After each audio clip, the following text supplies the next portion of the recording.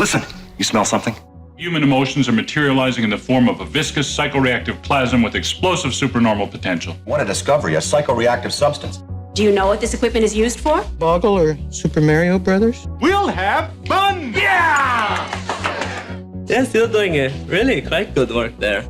My friend, don't be a jerk.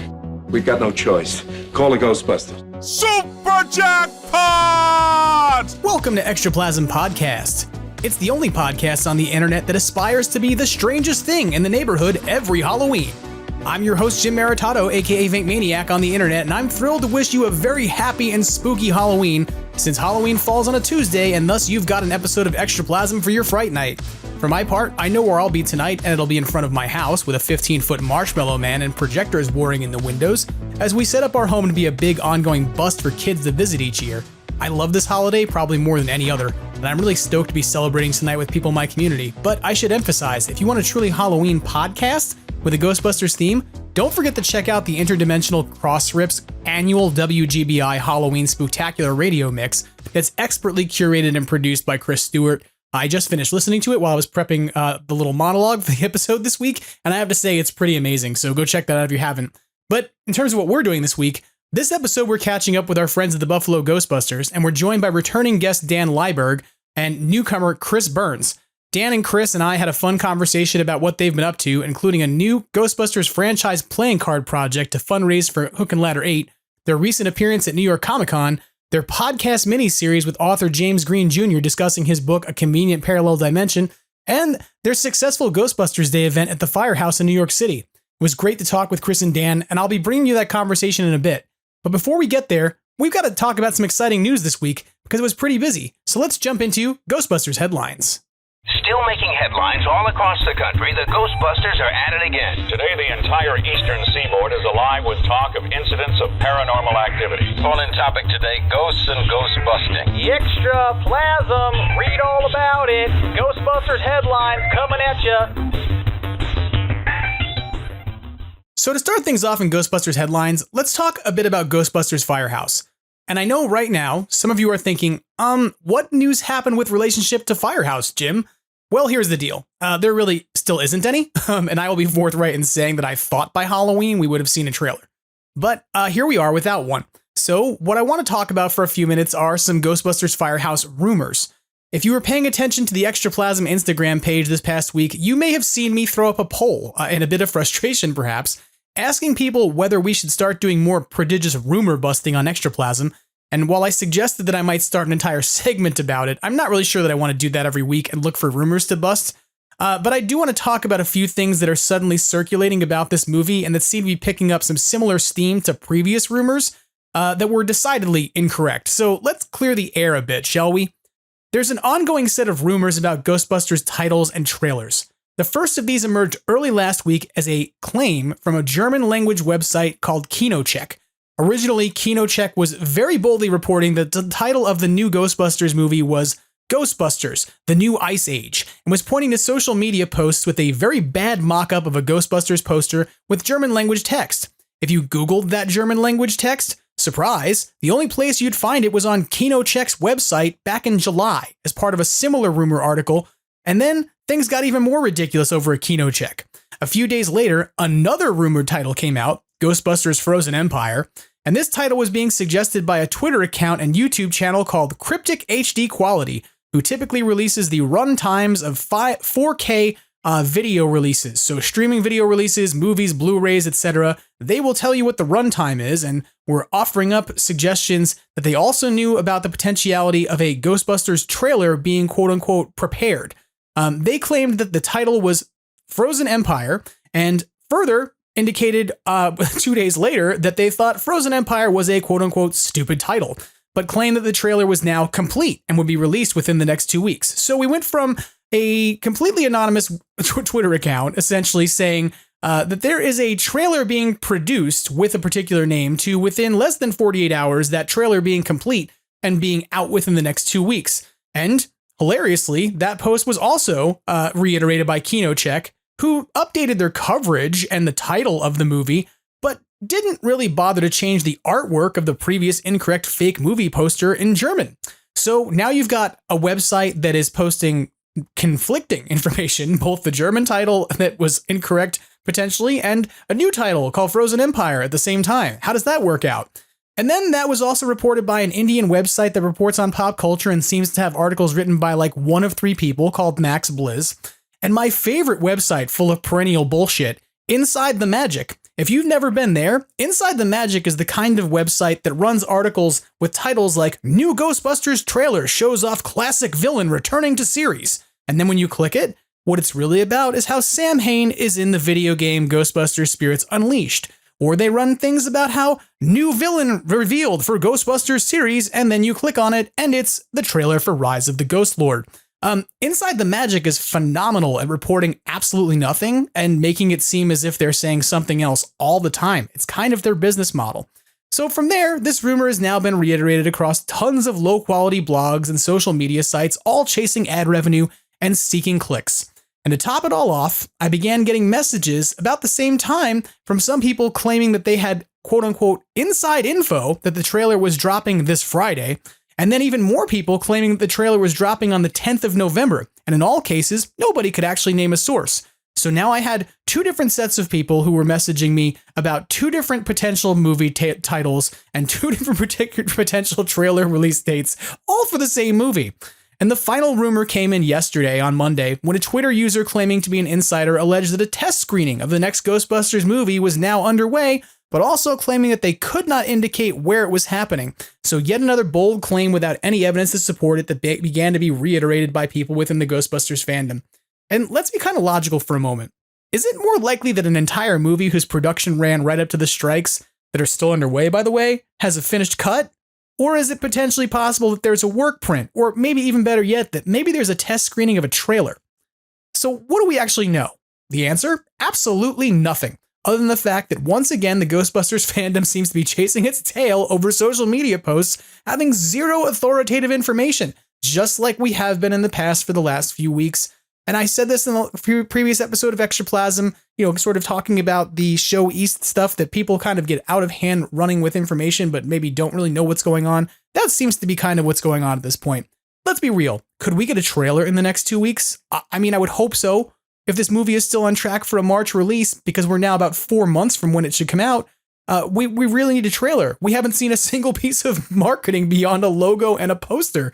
And that logo was on the poster. So if a trailer drops at this point, it's not some like mind-blowing surprise. Rather, it's an inevitability. It has to happen at this point.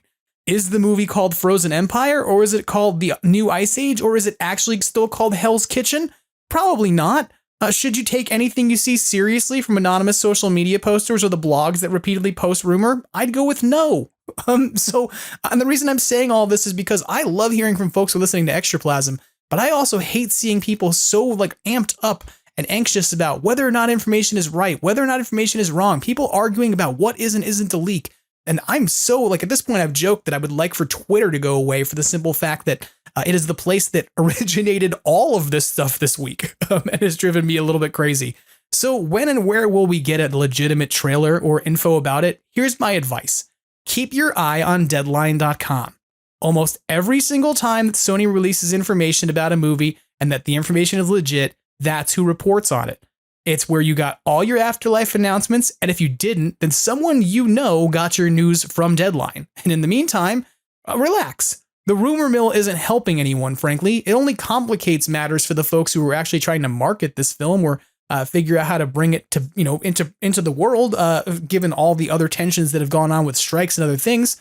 So it doesn't help anybody to be like, I'm first in reporting information that has no basis in fact. In fact, it actually just creates confusion for people. And by the same token, if you're going to reiterate the thing you heard as a rumor, go right ahead and share the link while you do it. I talked with several people this week who would say, I have a rumor about this thing, and I'd say, where's the link? And they say, I don't want to share it because I don't want that place to get clicks. Yet by the same token, they still want to tell me about the rumor, at which point I'm like, well, what are you really doing? You're just reiterating things without evidence. If you're going to share rumors, provide the link. That way everybody else can look at the link and go, is this bullshit or not? And rather than having to go look for it themselves, it really answers things. But I'll be honest, I really think that the rumor mill is not helpful to anybody.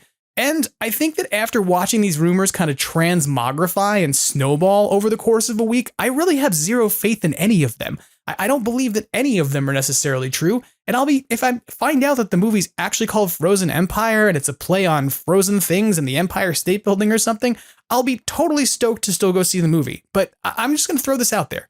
If you're not hearing about information about this movie at this point from Deadline, the official Ghostbusters accounts on social media, the social media accounts of Jason Reitman, Gil Kennan, or Eric Reich, take whatever you're hearing with an enormous bucket of salt. Okay, if I'm going to talk about something on Extraplasm, I'm generally going to give you a source for it. And that's kind of why I'm addressing this here, is because I did talk to several people who were very excited to share these pieces of info with me as if they were news. And I kind of had to stop and throw a little bit of cold water on it and say, it's not really news, it's just rumor. And if you're one of those people out there, you're awesome. Thank you for contacting me and letting me know what you ran into, because I'm happy to see things and talk with folks about it. But I did start to feel bad after a while of having to be like, hold on, put the brakes on, because maybe this isn't anything to get too excited about.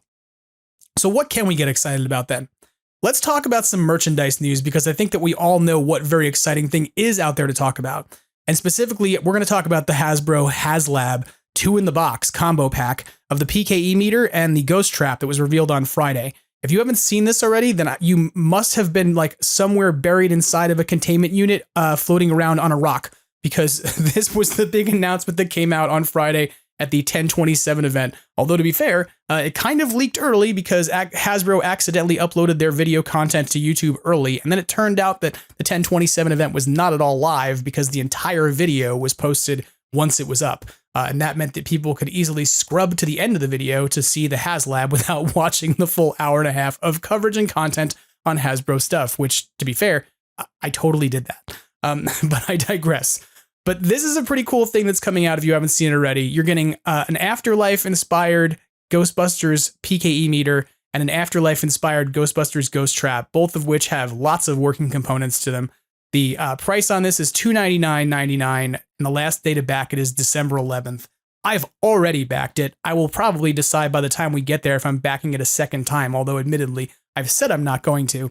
But this is amazing. These are both props that are scanned from the original props that are in the Sony archives. The Ghost Trap has a removable cartridge, a working activation pedal, internal LEDs that are super bright, multicolored LEDs for multiple effects. It has what they're calling a specter selector, which allows you to select specific sounds that will come out of it, as if you're hunting a particular ghost. And it actually has the two little bars on the side can be swapped out in order to change what those sound effects are. It has functioning trap doors and a rumble motor, just kind of like the Mattel trap did back in the day. It's got premium metal finishes as opposed to being plastic. So if you think about the Ghostbusters Spangler wand that came out that Hasbro made, if you compared that to the Matty Collector wand, the Spangler wand had much more sort of real metal and durability to it, this is kind of the same thing. It has die-cast wheels, a docking station display stand, and Ghostbusters, Ghostbusters 2, and Ghostbusters Afterlife modes. The PKE meter has real-life EMF detection mode, which is hilarious. You'll be able to go look for EM fields if you're like an actual person who chases the paranormal, or if you just like having a PKE meter set off by your fridge when you walk by it. It has a multi-LED display panel, motorized LED-lined wings. Probably the most authentic and accurate sound effects that I think we've heard so far from a PKE meter, if I'm not incorrect about this, and the ability to move between different modes. It has a low ionization, high ionization, and mute settings for the ghost detection mode, as well as a taser mode, meaning the Spangler upgrade with a toggle switch on the back, because it is the Afterlife PKE meter, and it comes with a display stand. Now, these are things that on Friday somebody would have told you had to rush out to go back to make sure you were going to get, because enough people had to, because up to 10,000 people or had to back it to get it started. But that's already happened. Between Friday afternoon and Monday morning, we've crossed that threshold of 10,000 backers. So now we're at the point where we find out what happens with the tiers. There are 3 tiers that can be unlocked. The Supernatural Startup unlock will unlock at 12,000 backers. And that is going to give you a set of blueprints for these props, as well as some bumper stickers for things like Camp Wakanda.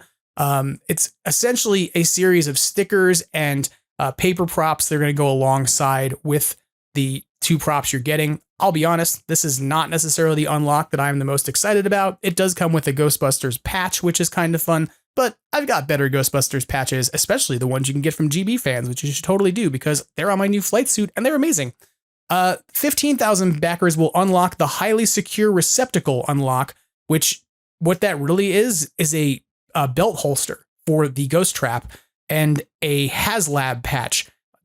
To be 100% real, I want this, not the HasLab patch. I don't really care about that, but I do care about the belt holster because I want the ability to carry a ghost trap around that is not a spirit trap, that doesn't have a stupid plastic dinky thing on it that holds it on my belt, and instead is got a proper V-hook and has a proper holster to put it in, because I've never had one and I want one. So that's awesome. And at 18,000 backers, we'll get the psychokinetic energy detection unlock, which is essentially pretty much the same thing, but for the PKE meter. It's a holster for the PKE meter that'll fit this specific Afterlife PKE meter with its switch.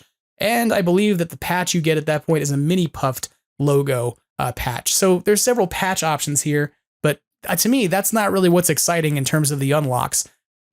You're going to hear me talk about some of this stuff a bit later, because I do have a bit of a conversation at the end of this week's episode with Dan and Chris about the HasLab. So to not reiterate and repeat myself at the beginning and the end, I'll probably hold some of what I have to say about it back, and you can hear that at the end of the episode. But I will say that I'm more excited about these particular, cosplay utility items than I am about more paper stuff. If you're like me, you are a person who bought 2 proton packs because you're insane as a HasLab backer. And that means that you have 2 large boxes in your house somewhere, and both of them are filled with lots of additional paper stuff. Journal, a pack of stickers, blueprints, etc. None of these things are bad, but they're all things that I call drawer fodder. They're all things that I'm not going to utilize when I'm displaying my prop. And they're things I'm not necessarily going to carry around when I go out to go use it. I'm probably not going to carry the Spengler journal with me to a con and be like, look, check out my book.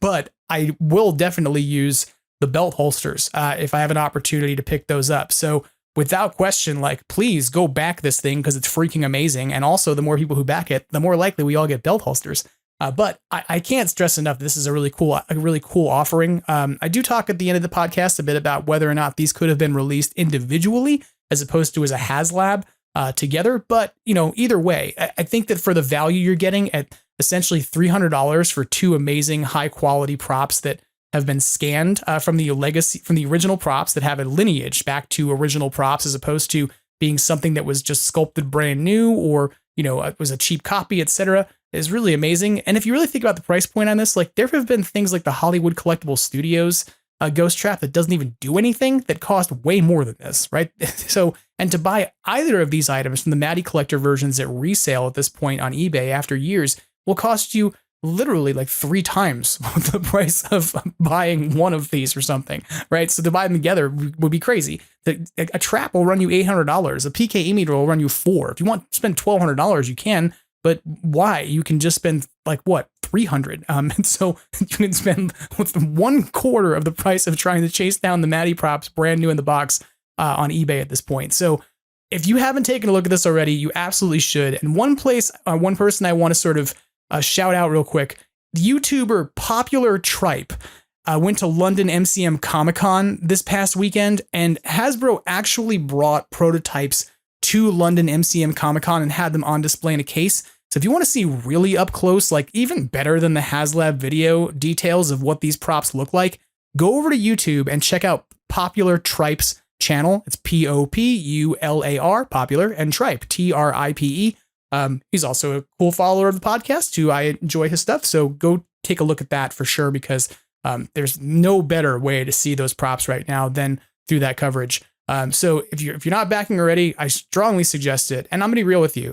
You don't want to sit on these and wait, because if you are one of the folks who waited on the HasLab proton pack and then afterwards you had remorse, rather not buyer's remorse, but not buyer's remorse of a person who didn't make a purchase, then you know that the price of those items has skyrocketed on eBay, and not even necessarily because they're super rare. There's lots of them out there, but for somebody to make their money back on eBay means that they have to charge more than that thing ever cost, because they're going to get hit with eBay fees and potentially taxation afterwards. So it's hard to get these items as cheap as they were when they came out later on, right? The reality is that you might skip on this and say, I'll pick it up later at resale, but as opposed to paying $300, you're going to spend $500 on these things, because that's how the cookie crumbles with these kinds of HasLab items at resale. So I will say, if you're not backing yet and you're kind of on the fence, if that helps you climb over the fence and join us in the land of backing, do it.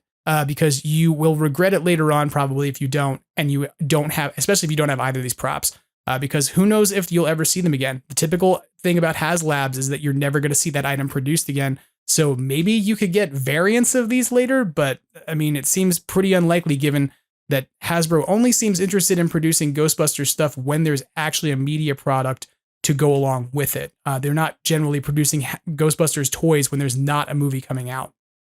Okay, so that gives you a bit of the overview on the HasLab and my advice that you should totally go get it. And if you want to see more about it, by all means, check out Popular Tripe. You can, of course, go to the HasLab website. You can go and check out the presentation that's on YouTube, on Hasbro Pulse's YouTube channel. And of course, you can go check out coverage on Ghostbusters News because you know Jason covered it. He did a great job. 2 other places to go check out information if you want to about the HasLab 2 in the box. One is if you go over to the Ghostbusters subreddit, www.reddit.com/r/Ghostbusters, Emily from Hasbro is actually responding to a thread in that subreddit where people are asking questions and follow-up advice, etc., about the upcoming release. This is how we kind of found out that the EMF meter is in there. That got clarified a bit, and there's been some other sort of tidbits that she's alluded to about whether or not these are moddable, etc. So if you want to get some sort of, like, I don't want to say insider knowledge because I don't think she's releasing anything she's not allowed to, but sort of some more Q&A knowledge about what's going on with these props, how they were designed, etc., feel free to hop over on the Ghostbusters subreddit and take a look for that post. And the other place you can go get some information about this, if you haven't already, is Ghostbusters Radio Live, the show that's produced by Craig and Abby and Jacob over at Yes Have Some.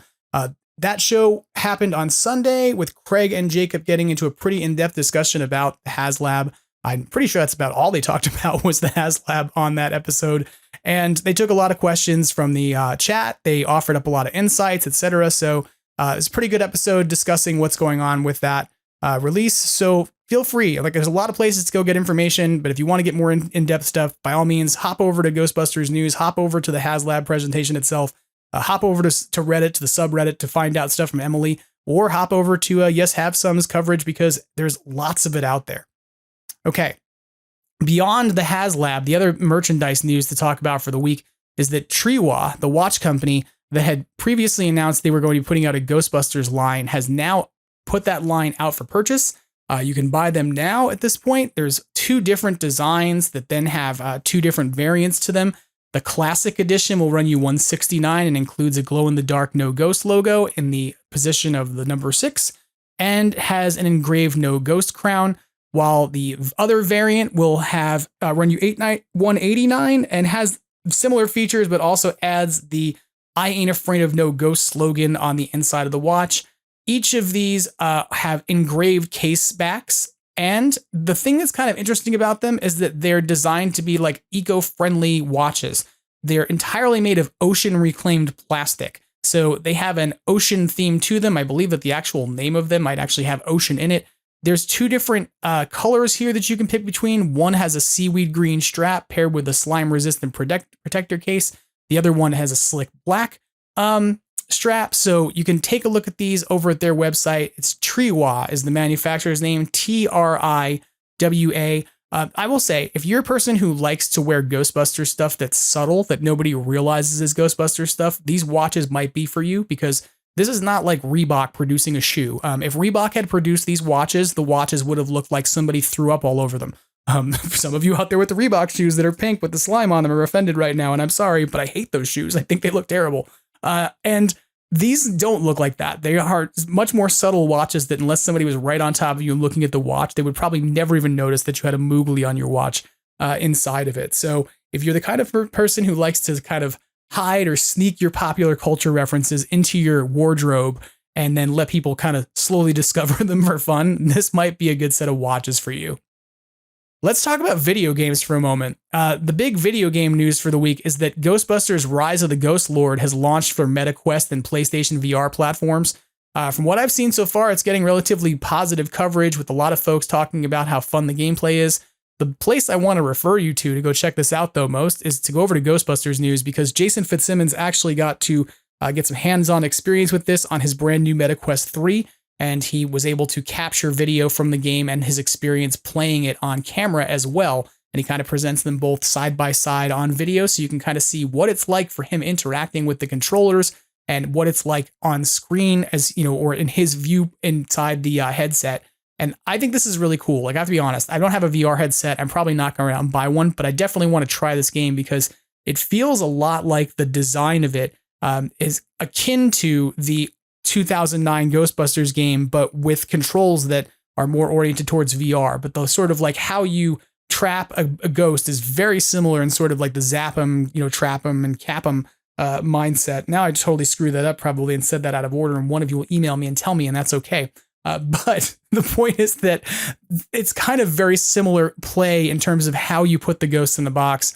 That's whereas Ghostbusters Spirits Unleashed, as much as I love it, changes that dynamic. The way things work and the way physics work to bust a ghost are kind of fundamentally different. So, you know, for instance, traps run out of energy, whereas they kind of don't do that in the original 2009 game. So it definitely looks like a lot of fun. You can go and watch Jason play the tutorial level in the first few, you know, kind of levels of gameplay and see what it's like for sure. And I'm hoping that I get to try this soon. I can kind of give you my own review. I do know that there's a couple of folks out there who are listeners of the podcast who have been generous enough to suggest that I can come by their house and play it. Some of those people are more local than others, so I'm probably not going to get on a plane to go do it. But hopefully I'll get a chance to give this a shot soon and give folks my review of it. But definitely go take a look at it. And if you have a PlayStation VR or you have a Meta Quest, there's no reason not to go grab this thing now and check it out. Ghostbusters Spirits Unleashed news includes this week that there's a new suit that you can get, or rather a tint for your suit. The way to do it is you have to complete the weekly challenge before November 2nd. So essentially before 2 days from now. And the weekly challenge is super easy. You have to like destroy $15,000 worth of stuff. That's basically what happens when you turn the proton pack on in that game. I'm kidding, but like there's with the shooting $15,000 worth of stuff in that game is like break a few windows and you know, nuke an ATM machine. But for the most part, like this is not a difficult challenge to achieve. So if you want that suit, if you want to be able to get that slime tint suit, you'll have it unlocked permanently after this week. It's not one that's going to go away apparently and be time released. So go into the game this week and make sure that you at least rack up $15,000 dollars worth of damage so you can get the new slime tint suit. Beyond that, there's not a lot new to announce about that game this week, but why should there be? We just got a DLC like a week ago. I'm hoping that we might get a couple quality of life updates. There's a couple little small glitches that are happening in the game. I know I've been dropped out and had the game crash on me a few times, but I have to be honest. Like I've said this in previous weeks that this new DLC is probably the most stable one they've released, and it's the most fun. I'm having tons of fun with Ghostbusters Spirits Unleashed Ecto Edition, and I have to say my Samhain game is getting pretty sick. So if you're out there playing Spirits Unleashed, let me know about it. It's kind of fun to start finding people on there and setting up some games and whatnot. And I admit that I have been out there kind of lurking, not using my old handle because I didn't want to be bugged by people for a while. But I might be getting back into the mode of wanting to reconnect with folks and maybe set up a really cool event on that game for folks who are listening to the podcast. Might be a good idea. We'll see. In unofficial media news, the first thing I want to tell you about is a very local thing for those of us who are living in the Los Angeles area. Paul Feig is having a director's cut screening at Dynasty Typewriter in Los Angeles of Ghostbusters Answer the Call. For some of you wondering, why is that unofficial media? That movie is official. Well, because it's a charity screening. It's a benefit screening, and it's a director's cut. And to be frank, I don't know if that means it's a different director's cut than one we've seen before, as Paul is going to be there for a Q&A and actually a cocktail party afterwards if you pay enough money. So it's $40 to attend this if you're in the Los Angeles area at Dynasty Typewriter on November 19th. And it is a benefit that funds the Good Deed Corps. The Good Deed Corps, if you've never heard of them, is a group that essentially came out during the pandemic and it started doing backyard movie screenings and with celebrities attending them to do Q&As. And this has kind of taken off now and become something that happens at this small 300-person theater called Dynasty Typewriter in Mid-City. The Good Deed Corps essentially raises funds in order to help encourage and stimulate elections and election enrollment and engagement in sort of battleground states and in places with underrepresentation. They've done a lot of work to try and bring out voter turnout in Georgia. They have worked to help employ someone to work in sort of border towns in Texas to try to stimulate folks to come out and vote who are otherwise kind of disconnected from the electoral process in these places where you have immigration policy being shaped, et cetera. And so this is definitely a benefit, and it's definitely one that has sort of a progressive liberal underpinning to it. So it may not be for folks if you're like if that's not your cup of tea. If you're like, my worst nightmare is to sit in a room full of liberal Democrats and watch Ghostbusters 2016, then this might not be for you. But if you're the kind of person who's open-minded enough to enjoy Ghostbusters 2016 without posting horrible things on the internet, then you can probably have a good time at this. And I say that directly that I have been to one of these before. I saw Weird Al's movie with Weird Al sitting literally directly behind me at Dynasty Typewriter a few months ago. And it was a Good Deed Corps screening, and I had a blast. So they tend to, getting in, they tend to have like an open bar. They have food, they have snacks. I think we were handed lemon drops on our way in the door last time because they want people to come in, have a good time, and consider donating some money to help out the cause. So this is, I think, going to be a really fun event, a really good time. I'm really excited to be going. November 19th, Los Angeles, Dynasty Typewriter. Come on out if you're in the area or anywhere nearby. And if you have any questions about getting there, anything about like where to park and stuff, if you want some advice, feel free to ask. I go to Dynasty Typewriter like literally once a month. So it's a place that I know really, really well. And additionally, in unofficial media news, NXT Wrestling's Halloween Havoc show is happening tonight at 8 p.m. That's on USA Network, and that's Eastern Standard Time. I should say that. It will feature a Ghostbusters tie-in, not unlike Matt Cardona's GCW Homecoming entry a few months ago. The Orlando Ghostbusters have confirmed that they are involved with this program, with John Griffin's Ecto-1B coming out to valet or introduce somebody tonight. It's not really clear what that's going to be yet, but Ghostbusters News certainly reported on this. And I was amused because when Jason posted this to his Instagram for Ghostbusters News, Matt Cardona actually replied and said that this was a copycat gimmick to his own. I'm pretty sure he was being facetious. But if you remember, Matt Cardona had the Ecto-1NJ appear a few months ago at GCW Homecoming. And then we had Nick and Greg on the podcast to talk a bit about that. So if you're looking for a fun thing tonight for Halloween to check out, if you don't have plans already to watch The Great Pumpkin with Charlie Brown or whatever, or perhaps put on a horror movie, or perhaps watch you some Ghostbusters, you can tune into USA Network to check out their Halloween Havoc show.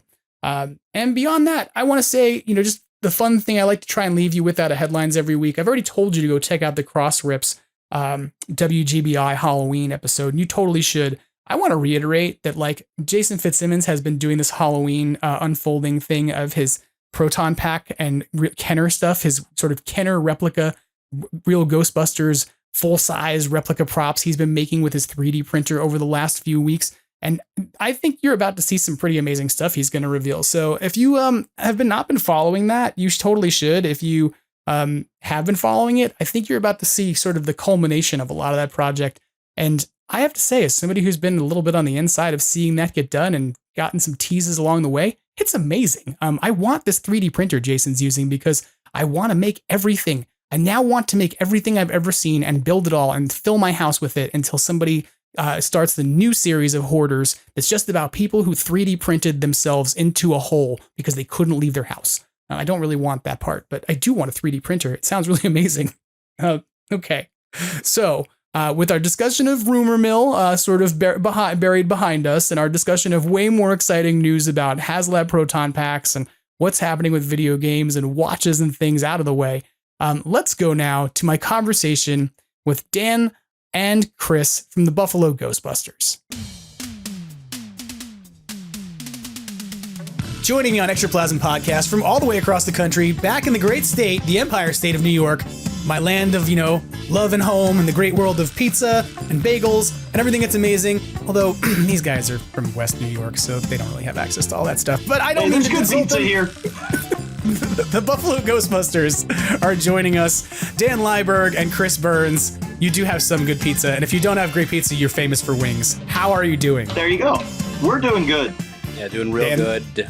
Been a busy month. Yeah, Dan, I know that you had posted earlier that you were at an event a mere 2 hours before we were about to post into the podcast, and I went, "Are these photos from this morning?" And then you and Chris came on, and you were like, "Yeah, no, we had 2 events this morning." And I was like, "Wait, what?" Yep. Halloween's busy when you're in a Ghostbusters franchise. Yeah, let's do that real quick because it is Halloween. This is the Halloween episode of Extraplasm. So happy Halloween to everybody listening out there. From me, and of course, I think from you guys. Unless you want to just be like, no, Halloween's terrible. But yeah, happy Halloween, everyone. Happy Halloween, guys. Like, no, you should. It would have been funny if you're like, no, it really is. I'm tired. I'm exhausted. I've been to 14 events in the last week. I don't want to see another Reese's cup for at least a couple months. Do you like Cadbury chocolate? I like Cadbury eggs. Yeah, that's what I mean. Great. Like the little eggs, right? I'm amused by the fact that this year, for the first time ever, the folks at Cadbury figured out how to take that particular form of Easter crack and turn it into a Halloween thing. You can now buy the mini eggs, except they're called like Harvest Autumn Balls or something. They're not really called that, but like. Oh, to be a fly on the wall of that meeting. What should we call this? How about Harvest Balls? Cool, moving on. Nobody else have another idea. Yeah, I don't really remember what they're called, but you could find them in the store. They were like the little mini eggs and like with the hard candy shell around them, except they were all in autumn colors. You just want me to go into my grocery store and ask for Harvest Balls. I kind of do, because that would be fun. Conversation is. Like, what is... We need to record it, Dan. Does that mean you get to go to like a Wegmans, though? Yeah. Oh, well then, yeah, you absolutely have to go to Wegmans and do that, because that's like the greatest supermarket from upstate to go to. Like, absolutely, you have to go to Wegmans. I always like talking to folks from upstate, because it's like I grew up on Long Island, and so you know my existence at first, it was a very suburban Long Island existence, and then I went to like school in Poughkeepsie, so it was like I kind of moved upstate, but not really upstate. It was like yeah, the train still goes here. You don't have to get on Amtrak. And then when I became a debate coach, I was like a regional debate coach when I was working, for a college up there. And I had my first taste of places like Buffalo and Rochester and Ithaca and all these places that were like actual upstate. And I was like, oh my God, like this is like, there's a whole different like area of New York I never knew existed, like an entirely different culture of New Yorkers and things. So I wasn't really trying to insult your pizza and your bagels, but it is a very different food culture up where you are versus down there in the city. So totally. Yeah. No. And it's really funny because there's been so many times, and I know, we have this association and friendship with the firehouse because of Ghostbusters Day, but there's been so many times that we get messages from people who don't really realize how far away from the city we are, where they're like, hey, this shirt is limited to only pick up at the firehouse. Could you pick me one up? I'm like, we're 6 hours away. like I'm not just driving by the firehouse today, guys. I can't just pick something up. Well, that's funny you say that, right? Because when I know you went to New York Comic Con, and I want to talk to you a bit about that in a few minutes, but yeah, I think I talked to you the night before you were going, because I was like, hey, we should do a podcast soon and talk about things you've got going on. And you were like, I was like, I don't have time. Well, you said, I don't know. You were far more gracious, because you said, I don't know if I'll be able to fit that in before I leave. Right. And I was like, yeah, no, you totally can't. Like the minute you said it, I was like, no, you definitely can't. It was Thursday night and I was leaving Friday morning, and I was really polite about it. And you totally were. But I mean, being a person who's from New York, when you said it, I was just like, reply back. I was like, yeah, no, you totally can't. Like, there's no way you can do it before you leave. But then I got to thinking, I was like, that has got to be like, what, at least a 8 hour drive to get from Buffalo down to New York, like to the city. Yeah. Mm-hmm. Right. So when I talked to you on Thursday night and you were like, I'm leaving in the morning, I'm like, oh my God, you have to be getting up at like 1 a.m. or something to be down there before rush hour or whatever. So yeah, that's not a small, like, I want to say that for folks who like often see how often, like, you all, like you and Chris and the folks over at Buffalo are down at the firehouse. It's not a quick hike. It's not like you hop on a subway and go. It's like a 6 hour drive in each direction. You have to plan full day of driving. No, that definitely has to be planned. Yeah, no, for sure. That also means that you probably don't deliver hot wings to the firehouse from Buffalo. It's not a thing that you've tried to pull off yet, but not yet. But we want to, though. That could be a fun challenge. I think I may have just given you a challenge to do. You're like, we need to create a wing containment unit. It's able to sustain the moisture and heat of the wings and, primary principal efficiency by the time it gets there. There you go. It'll require some testing. This is actually a really funny anecdote, though. When we did go to New York City, we went out for dinner to a bar that a bunch of the firemen frequent right near the firehouse. And I was giving shit to Nick he's the one fireman, over the fact of of course, we're going to be a little bit playfully arrogant about our wings. We have to be. But I was like, wait a minute, though. Why are the wings in orders of 7 or 14? I have never in my life. Who orders 7 wings? That's true. Yeah. You order wings by the dozen typically, or the half dozen. Yeah. Actually, in Buffalo, usually it's in orders of 10. But gotcha. I mean, that's a round number. What do I know? Mm-hmm. Yeah, but I mean, I'm a vegetarian. I don't know shit. I get eggs in dozens. Yeah. So I figured that chickens, everything must just come in dozens. Eggs, wings, everything. Would you ever order 7 eggs? No. I've also never been to a fast food restaurant that was like, would you like a 7-piece nugget? It's not. Right. It's not a number, Who does that? And I like the idea that it's in sort of septuplets, right? It's 7, 14, 21, 28. You have to go in sevens. That is weird. But I think now that I'm talking with you about this, I think that now what you have to figure out, your new challenge, is you have to figure out how to make an ectoplasm themed wing sauce. That should be one of the things that your franchise does and it puts out in the world that does charitable work. I'm going to just birth this idea now, is you need some sort of ectoplasmic, I don't know, green colored wing sauce that makes Burns, your wings look like they were slimed. You can go ahead. I actually have a wing sauce that I make personally. It is called Gozer sauce. And my buddy Greg in Daytona actually came up with the perfect slogan for it. Gozer sauce goes on everything. There you go. Because it's tasty on everything. It really is. It's like a hot garlic sauce. It's really good. That's awesome. Yeah, no, that's great. So now you need to market a Gozer sauce. I like that. Because then you can, that way you can be supporting the firehouse and also representing wings. I think I was trying to think if anybody else had a franchise patch that had food on it, because yours has Moogly eating a wing. And I was like, there's people who have fruit. There's a few franchises that have oranges on them, I think. But I want to say one of the Midwestern teams has them holding a carton of milk, maybe Wisconsin or something. So food related, but not. If it was Wisconsin, I would tend to think a wedge of cheese, right? But yeah, I probably am butchering it. It's probably not Wisconsin. I'm picturing one that had either some kind of meat or a steak or something. Maybe one of the Texas ones, barbecue. I'm going to get emails from people now who are like, you're talking about my franchise. And some people are going to be like, that's cool. You were talking about my franchise. And some people are like, are you throwing shade at our logo? And I'm like, no, I promise. Right. And again, no shade. No shade. No shade at all. I think that logos are funny. I think that all the things people do to customize them and make them their own are kind of great. They're just, everybody has a little take on it. I love when they're fun. I love your logo because it's literally just Moogly excitingly holding out a buffalo wing. Hey, you want a buffalo wing?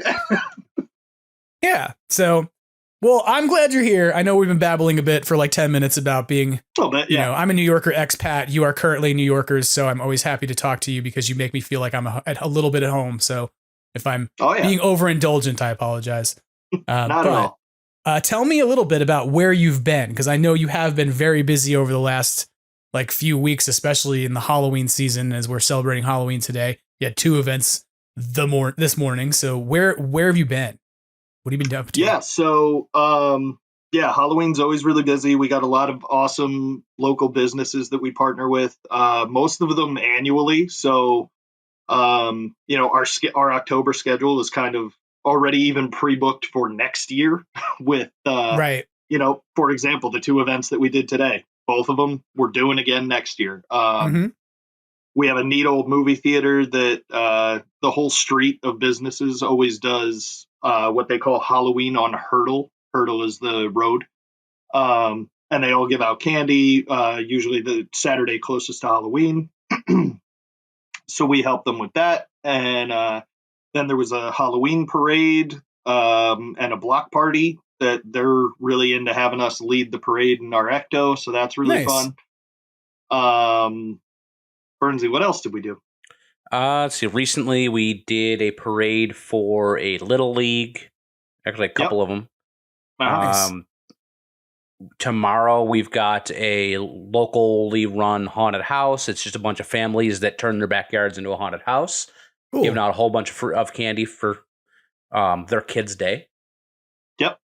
Let's see. Oh, that's another one. We had another haunted house kids' day earlier this month. So, which was really fun. They are built inside of an old J.C. Penney. Wow.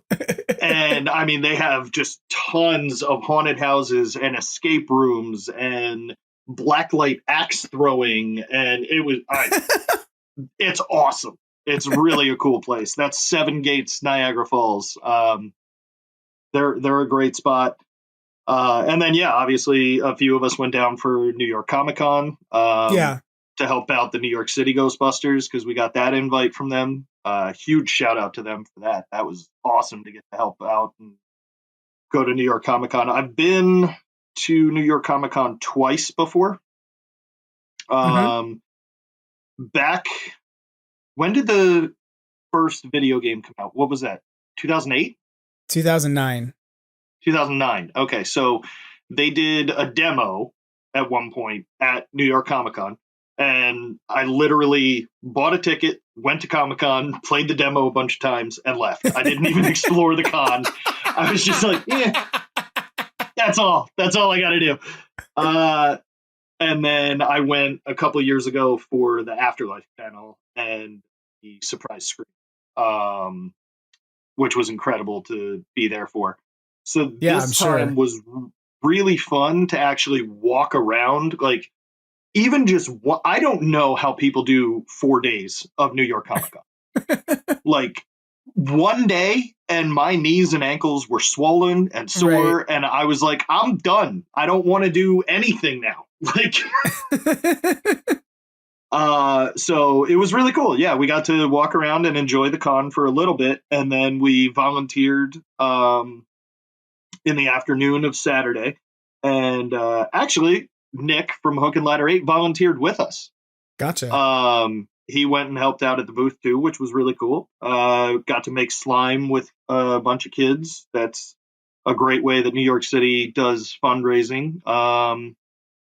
And obviously the awesome prints that Chris Sorrentino, Real Ghostbusters, did. Yeah, they're beautiful. Yeah, they were awesome. So it was good to get access to those. And Maurice LaMarche was actually at the con, so I got to meet him too. I saw he was there, which I thought was pretty cool because, like, if you grabbed Chris's print, you could, like, walk right over to him and have him sign it. Yeah. Which is kind of cool. It was neat. It was a good con, a lot of fun. And obviously, huge shout out has to go to Ectotech and Ecto1NJ. I was going to ask you about this. Yeah. I did. I will say, I am super jealous of you all, and I am super jealous of my, our mutual friends over at Phantasm Toys, Tony and Brendan. Yeah. Who got like a hotel pickup and driven through the city to go like get dropped off at Comic-Con by Ecto1NJ. So yeah, tell me a bit about your Ecto1NJ experience. So that was a late night message. I saw one of their promos go out that, they're doing their really awesome filming location tours. And that they were booking for the month of October. And this was when we were talking to New York City about going down to volunteer. And I was kind of like, hey, what are the chances of getting dropped off at Comic-Con? And he was like, where are you staying? I was like, Secaucus. And he's like, yeah, that's on my way into the city and I'm going to Comic-Con. I got you. I was like, oh, this is going to be fun.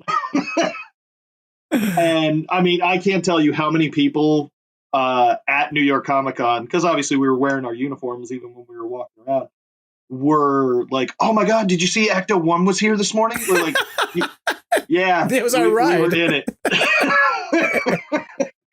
Chris, did you get to go too, or? I actually had a last minute thing come up. I couldn't volunteer. Gotcha. That thing got canceled at the absolute last minute, and girlfriend surprised me with a trip to New York City that was not Comic-Con involved. So he was in the city, but not with us.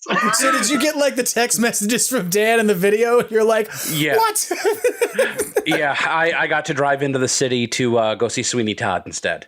Well, that's still awesome. That's still a great experience. Awesome. Not Comic-Con, though. It would have been funny if you got dropped off as Sweeney Todd in the Ecto one. Like if all of a sudden it just came screaming down Broadway and everybody's like, what's going on? And you just hop out in flight suits and walk into the, like, go to the performance. People are like, what the fuck is happening? I will say I still love the one moment because Greg, which is Ectotech on Instagram. Yeah, shout out to Greg and Nick. Yeah, shout out to both of them. Absolutely. Greg was the one who picked us up. And I mean, we pull onto the highway and he's got the lights and siren going the whole time. And I'm just like, do cops ever get mad at you or pull you over for this? He's like, dude, cops get mad at me if I don't run the siren. I'm like, I really want to own one of these cars one day. It's funny. Yeah. So, I mean, that was a hell of an experience. That I've ridden in Ecto 1 NJ very briefly, like around the block of the firehouse. Right. Nothing long. You know, I've been in the car for maybe a minute and a half. And so to actually get to ride in that car for, 15 minutes from our hotel into the city and to just ride in it into the city. Well, that's the thing, right? Like, that's the craziest part to me is like, I want that experience of like, you got to come over a tunnel or through a tunnel or over a bridge. Yep. Like one way or the other, you're going to have an iconic experience inside of that car that most people will never have. Because even if you go to like an event, and this is like this is no shade at anybody else who has, a Miller Meteor, but like if you go and you meet somebody's car in Illinois, that's awesome. The car is great, but you're not going to get the experience of driving across the Hudson. You just can't. Right. And so if you can, for me as a New Yorker, like I'll admit it, like Ghostbusters for me has an element to it that is viscerally a New York story, right? Like I love Ghostbusters Afterlife, even though it's not a New York story, but I'm very happy to be going back to New York with the next movie because to me, it is very much a movie that resonates with New Yorkers. It exemplifies a cultural sort of milieu of the time, not to get too stupid academic and critical, but like, like I think that there's an identity thing there for it. And so to me, when I saw the you all got that experience and Tony and Brendan got that experience of not just, I rode in the Ecto 1 NJ, which is a beautiful car, it's a great story with great people running it, but you had this experience of driving into New York, and I was like, I want to cross a landmark in it. I'm like, I need this. I'll check my boxes on this because it's actually something I've never done. I forgot one aspect of the story that made it even better was my phone was on Do Not Disturb. So I missed when Greg called us from downstairs outside of the hotel to be like, hey, I'm here. And all of a sudden our hotel room phone rings and we're all like, who the hell knows we're here? Like, what is this? And my buddy David goes over, picks up the phone. He's like, hello? Okay, thank you. Hangs up. He's like, our ride is downstairs. Like, Greg went to the hotel front desk and was like, can you call and tell them their ride is here? And we walk down and of course there's just tons of people standing around. There's one lady's like, oh my fucking God, are you guys going to Comic-Con? We're like, yeah.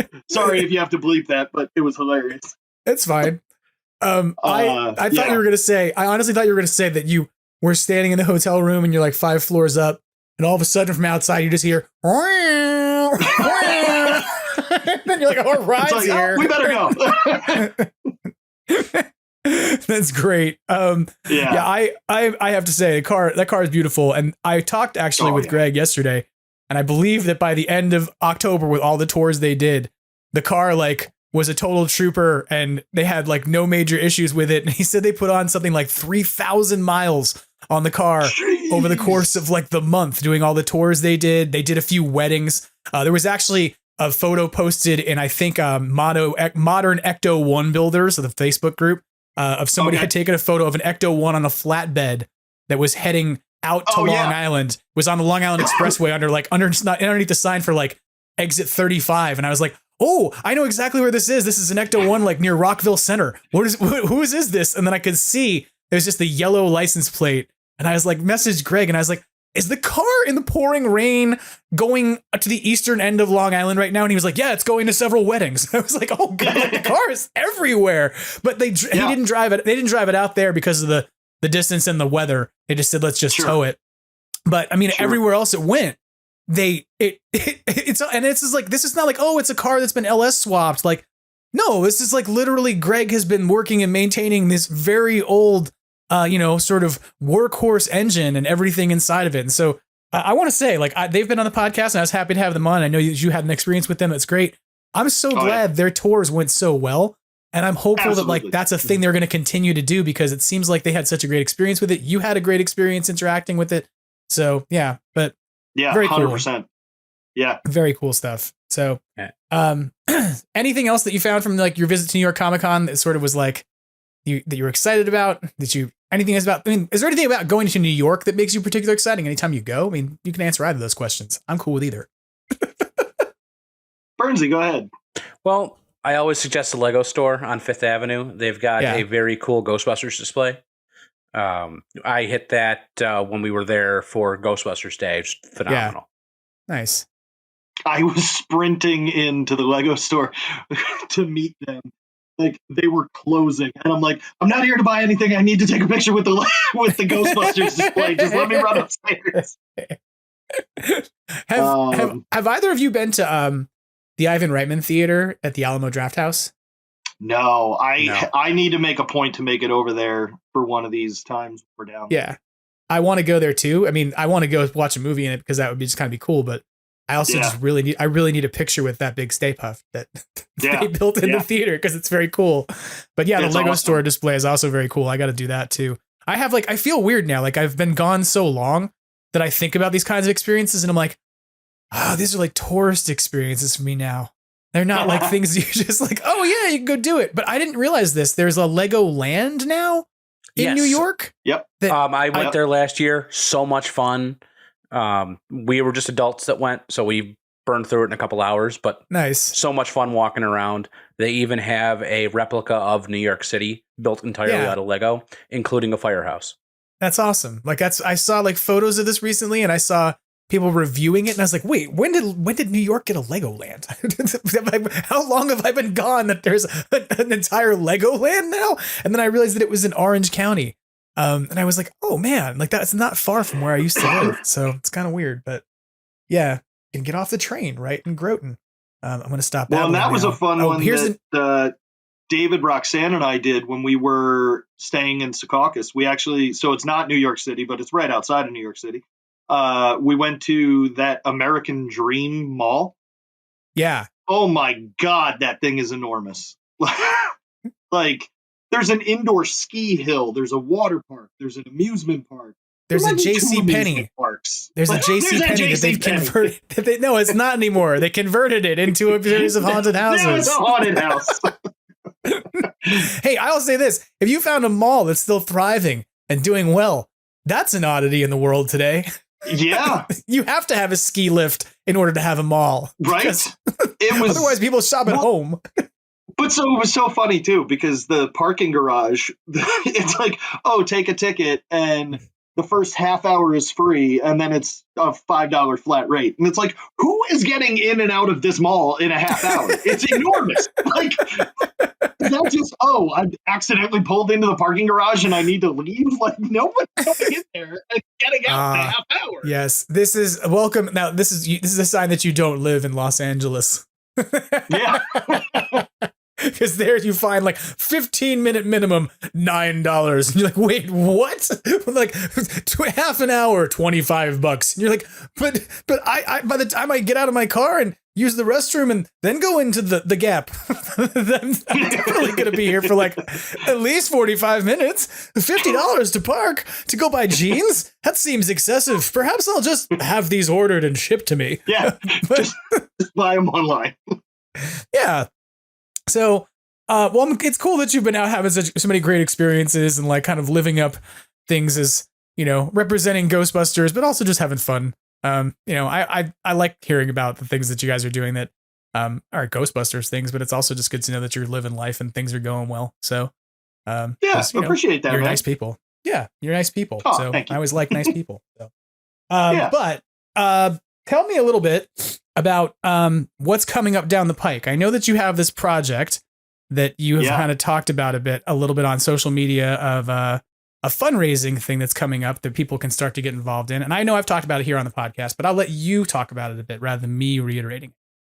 Yeah, so with this releasing on Halloween, so there will be a big reminder push tomorrow because it's the 1 month mark of this announcement of the franchise playing card deck that we're going to be doing as part of the Firehouse fundraiser and the Ghostbusters Day celebration for this year.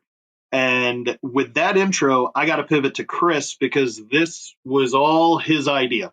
Okay. So take it away, Chris. I have to actually thank the Calgary Ghostbusters for the inspiration. Their calendar really helped brew this idea up.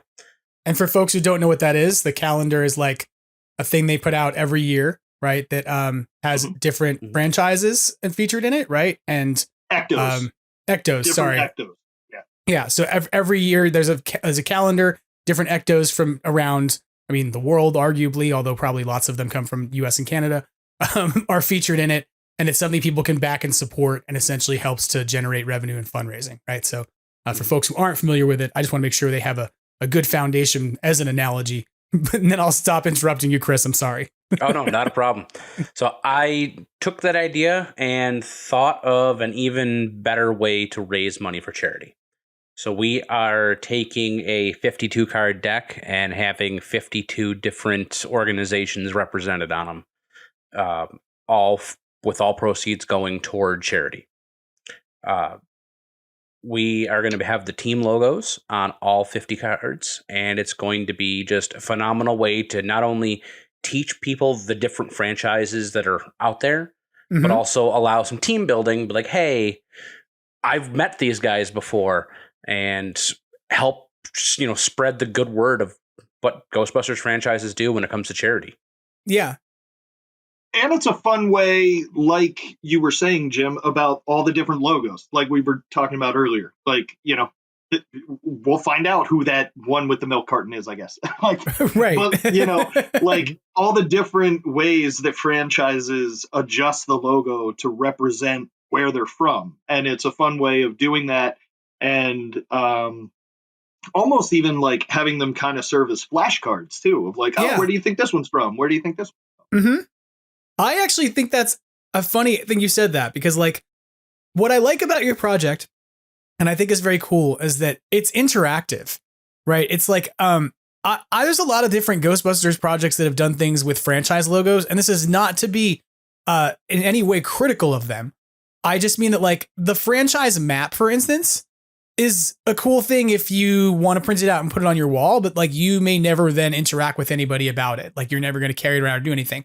Whereas I thought about your project as being something that I imagined people sitting around like at a con and pulling the card deck out and being like, hey, let's like play a little poker while we're waiting for people to come by, or let's kind of do some fun blackjack games with people who are like, not for gambling, but like interaction with fans using these cards, or what you're talking about, like flashcard games with each other, just kind of like trivia stuff, right? That you could use it with. And I just thought it was neat. And the thing I thought about that I loved about it was that it took the idea, like there's a tarot card set coming out, right? That is interesting.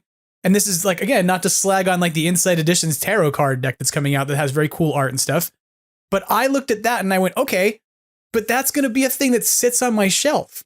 Like I'm not a tarot card person. I'm going to buy that because it looks cool and has cool art and like I buy everything because I have not a problem, a fanaticism for Ghostbusters, but like, you know, like we all do. But I'm gonna probably get those because they're cool, they're unique, they're different, and they're interesting, and I want to flip through them and interact with them, and fine. But I'm probably not gonna pick them up much after that. I'm not gonna, and I have a lot of things like that in my collection that I appreciated it. I looked at it. I may pull it out a year from now again and appreciate it again. But they're not things that I end up utilizing with other people. And so to me, like what I liked about what you're doing is here's a thing you can use that you have as a collector's item, but you can also have it as something that you use. It goes in the pocket of your flight suit when you go out to a convention, and it becomes one of those things that when you need icebreakers and things, you can just pull out and be like, hey, let's do this, you know? And just have fun with it. And since Bernsey didn't pat himself on the back enough, I'm going to do it for him. Because so this originally, when he brought this up, it was sort of a secret, like, gift project to our team. So he originally conceived it and made it a gift on Ghostbusters Day. So we actually had card decks on Ghostbusters Day this year in our pockets. That because he had a team set made, so it's all Buffalo themed. Right. He got pictures of all of us and some of our variant logos. You know, we have some Buffalo Bills type logos and stuff like that we've done. And we got these cards made, or Bernsey got these cards made, and surprised everybody on the team with them, and then told everybody about his idea. And it was like, okay, this is really, really cool. And really, like you said, interactive. It's a fun way for us to involve other franchises in the Ghostbusters Day celebration, which we really wanted to do for the 40th anniversary too, was find a way to involve all these franchises. You know, I mean, this year we had people coming from literally all over the world, Australia, like everywhere. You know, I know there were Italy, like Great Britain, it was everywhere. And it's insane what that event has become. And so we really wanted to find a way to involve other franchises. And then, and I know you weren't slagging on it, but the franchise map basically had the rules laid out perfectly for us, where it's like, you know, be an active franchise, don't cause drama, like let's let this just be a fun contest. Because it's gonna have to be a contest. There's going to be Facebook likes and all of that involved. It doesn't mean that any franchise is better than the next. It's just a way of doing it that we can have some fun with it. So what are the parameters there for folks who have a franchise and they want to be able to submit like a logo and try to get their logo included in the set of cards? Like what's sort of for some folks who don't know about that franchise map, for instance, as we use it as an analogy, I'm like, we should make sure people know what we're talking about. But like, for sure, what are the parameters there? Like, what are you looking for? What do people have to submit? And sort of what's the process in determining who's going to be included in the card set and who maybe doesn't get to have their logo featured? Yeah. So like Bernsey said, it is going to be 52 franchises or organizations. We thought it was fair that since we're organizing it and it's for the firehouse, that we each get a spot. Right. And 50 is a nice round number for the contest. So there are 50 spots available. If teams want to submit, they can email info@buffaloghostbusters.com with an HD copy of their logo, the main city that they're located in, and links to their social media so that we can confirm that they have been active, which active, we are using the same rule as the map, just means that you had to have done an event within the last calendar year. Gotcha. And then we'll, so this is open until the end of this year. So December 31st, it'll close. And then probably the goal is on the 1st, we will launch the contest. We don't know exactly how long it's going to be yet. Probably not super long, just because the idea is for everyone to engage their social media audience and bring them in to do a like contest, just like Calgary did with their Ectos. Just like we did with the Ecto contest this year. But I was thinking the same thing. Like that, That's how your Ecto contests work, was people were voting with likes on Facebook, right, to figure out whose cars were going to be featured. We'll put up all the logos, which, by the way, we are already past 50 logos that have been submitted. Gotcha. So we'll put up all the logos and info for the teams, and we'll do a like contest, and then the top 50 will get to be featured in the deck. I should go and make an ad now for people to pay me money so I can talk up their franchise to give them the Extraplasm bump. Be like, give me $10. I'll mention your podcast, or I'll mention you on the podcast, and then you can, get people to come out and like your logo. So you can be. I'm not really going to do that. For somebody right now is like boiling their blood, is like completely pissed off, and is going to message me and be like, "You evil bastard!" And I'm not really going to do any of that. But funny enough, we are also looking to some news sites, well-known news sites, organizations that aren't technically franchises, and trying to work with them to see if we can work out some sponsorships for the deck to help to fund the deck so that more money eventually goes to Firehouse when we do that. Chris, I do want to ask you a bit about the artwork and design of the cards. I know that the logos are going to be on one side, right? And so that's obviously going to be like what ends up on there is 50 different cards, the same way you would have the faces of the playing cards of like the king and the queen, the numbers, the hearts, etc. What are you doing in terms of like design on the backs of the cards? Is sort of one question I had. And then are you doing anything in terms of how you're suiting them? Like are you changing out like hearts and spades or anything for like other shapes? Like, what does your design look like for folks who haven't seen it? We actually, when it came to the suits, we decided to be better off for a regular playing deck to keep the natural hearts, clubs, spades, and the natural colors, because we want it to be a regularly playable deck by anybody who picks them up. For the back, I'll actually pass it over to Dan, because Dan's been helping with that. Yeah, Gotcha. So for that, we had to engage our buddy who has worked with us so much on Ghostbusters Day, and I know you've had him on before. That's Eric Christensen of the Moogly Fan Club and Generic Crystal Designs. He's just fantastic. He's awesome. He came up with an amazing back of the card that features the logo, the proton streams, the ESP symbols, and even a small little firehouse in each corner of the card. It's an amazing design that we're really thrilled that he came up with that. This is a really good collaboration of people. Yeah, I mean, it's what we're really going for. I like everyone involved. Yeah, it was really, that's what it was conceived as, was a way to be collaborative and have a lot of franchises and people involved, and that's just what we're really trying to stay true to through the whole project.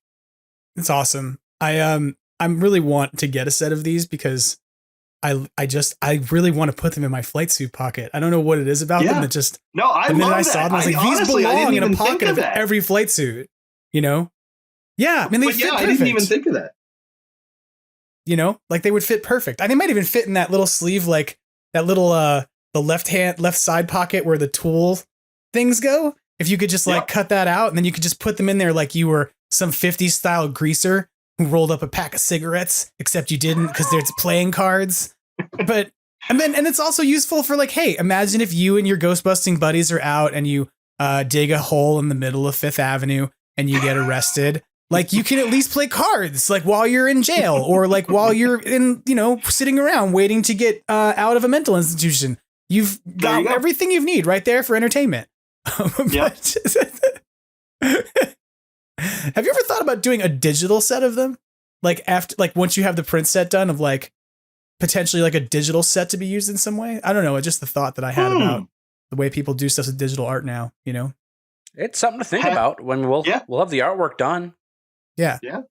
Because that would be a cool thing too, is like maybe not like a print your own set, but even like a set of stickers and decals that use the same art would be kind of neat. Where you could then have like a set of stickers for all the different franchises that were in that set and then try them, so. And there is going to be, similar to a rules page that everybody gets in a deck of cards and then just immediately throws away. Yeah. We're going to have that, but that's actually going to be the key to what the logos are and what city they're in and all that. Gotcha. Some of them obviously say where they are in their logo, but a lot don't. And we were toying with the idea of having, text underneath each logo, but we decided, to be able to have that sort of flashcard idea and sort of trivia idea, that it's more fun if it's included, but not directly on the card. Right.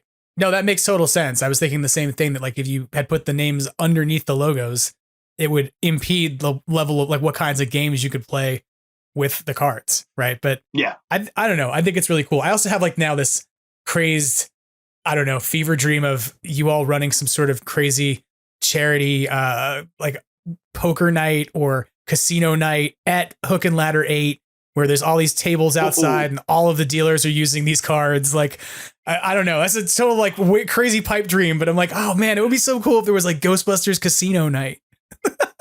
We'll do that on Ghostbusters Day, just at night. It'll be Ghostbusters Day after dark. Yeah. And you got to get some like weird, like Ghostbusters themed Keno, some roulette wheels, that are like Ghostbusters themed. Made up. Well, they have a slot machine. You just got to get one. There is a slot machine. Yeah. There is. There's a crazy slot machine that's like called Ghostbusters 4D or something. Sometimes I see people selling parts of it on the internet, which always makes me intrigued. Like I'll see somebody who's like there's an eBay, right? Like who has parts of a what's the thing I'm talking about again? Oh yeah, a slot machine. What is it? What's happening? What stroke am I having? Which one is it today? But realistically, no. I've seen on eBay. There's like a guy who's selling just the software from the slot machine. Oh, weird. Like he somehow managed to get the software out of the game. And so he's like, I'll sell you the code. And you're like the actual, no, I'll just sell you the files you could put into one. Like, I guess you can go decompile it. And then I've seen people selling like the big topper, the big giant like sign that lights up that goes under a bank of those slot machines. Like I've seen that on Facebook Marketplace. People wanting, but yeah, because it's a huge light up sign. But like, then it's like just weird parts of the slot machine. You're like, where is this warehouse of like the place where Ghostbusters slot machines are being hacked apart and cobbled into pieces and then resold on the black market? It's very strange. So, but yeah, you could get one of those. You get roulette wheels that are all caution stripe themed. And so it's all yellow and black. No red, black, right? Yellow, black. Yeah. Right. Yeah. Always bet on yellow. Yeah. It would be awesome. There you go. There's a new event for your Ghostbusters event at the Firehouse. Love it. Which you've now, been running for many years. And the last time we talked was right before you did that event. And we haven't really had an opportunity to catch up about it since. So maybe it's a good opportunity to kind of talk about that for a few minutes. How did it go this year? Like, I mean, it went amazing from looking from here. You had a great experience at scene and tons of people were there and it was huge. But what was your reaction? How big it was this year. Like, we knew that it was continuing to grow, and we know it's going to continue to grow, and we know that the 40th anniversary is going to be even more insane because it's the anniversary. But yeah, I think all of us were so blown away by how many people were on that street this year. Yeah. And this was the first year we did group hotel rate. That was really fun because the hotel ended up being a nice meeting spot for people to hang out. There's a big patio at that hotel off of the parking lot. So I was thinking about that when you were on last, because we talked about that a little bit before, like about the idea that because you were going to have the group rate, it would just kind of be a cool place to hang out and, maybe you get pizza and run into people, and then like you ended up basically having like, the residential ghost compound for the weekend. Yeah, it really was. And there were a whole bunch of ectos in the parking lot and everybody's, chatting with each other about, oh, how'd you do this in your roof rack? How'd you do that? Like, oh, that vinyl's really cool. Where'd you get this decal and everything? So it made it a weekend as opposed to just that brief window that we can spend at the Firehouse, which was really a lot of fun. It's weird. It's kind of like a con without a con, right? Yeah. Like you had a convention without a convention. Like it's like And it's crazy, and plans. It's a year-round thing. We're already. Like I said, going into this year. So I had already had that Alessi Brothers secret 2 Ghostbusters days ago. Right. That I knew they would be coming, for this one. And so it really is a year-round planning thing. We're always spitballing and coming up with new ideas like card decks and things like that. And then kind of keeping them in our back pocket and being like, all right, well, let's plan this one for this and let's wait for that. And so, there's a lot of stuff already in motion for this year. Nothing that we're really ready to announce yet, but sure, you have plenty of time. We know people are excited about the 40th anniversary, as we all are. But there's a lot of moving pieces, so we just have to lock some things down. We expect that we'll start making announcements early in the new year. What I understand is that Chris is going to build us a 40-foot tall Stay Puft Marshmallow Man out of Legos to celebrate the 40th year of Ghostbusters. I'm going to actually make it taller than the firehouse. Well, it has to be. You can't make it 112 and a half feet tall. That's a lot of Legos. 40 seems reasonable. Make it hollow, save space. Well, if you do that, then it might just kind of crack open halfway through. Half of them falls over. People get crushed. All of a sudden, just a photo op, though. If we all just hold up our wands like we're blasting them, it looks great.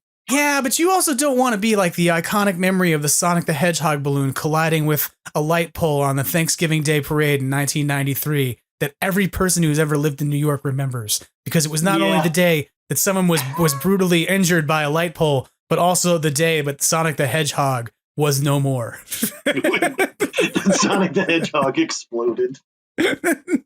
But it's kind of funny to think about, but like that is a huge concern, like running events in New York City when you do anything big, right? Anything large, and there's such tight spaces between buildings and things that you have to really consider that stuff. And I thought about this with how you got all your ectos in there. You had so many cars down there and so many people, and I was like, man, like that's such a little block.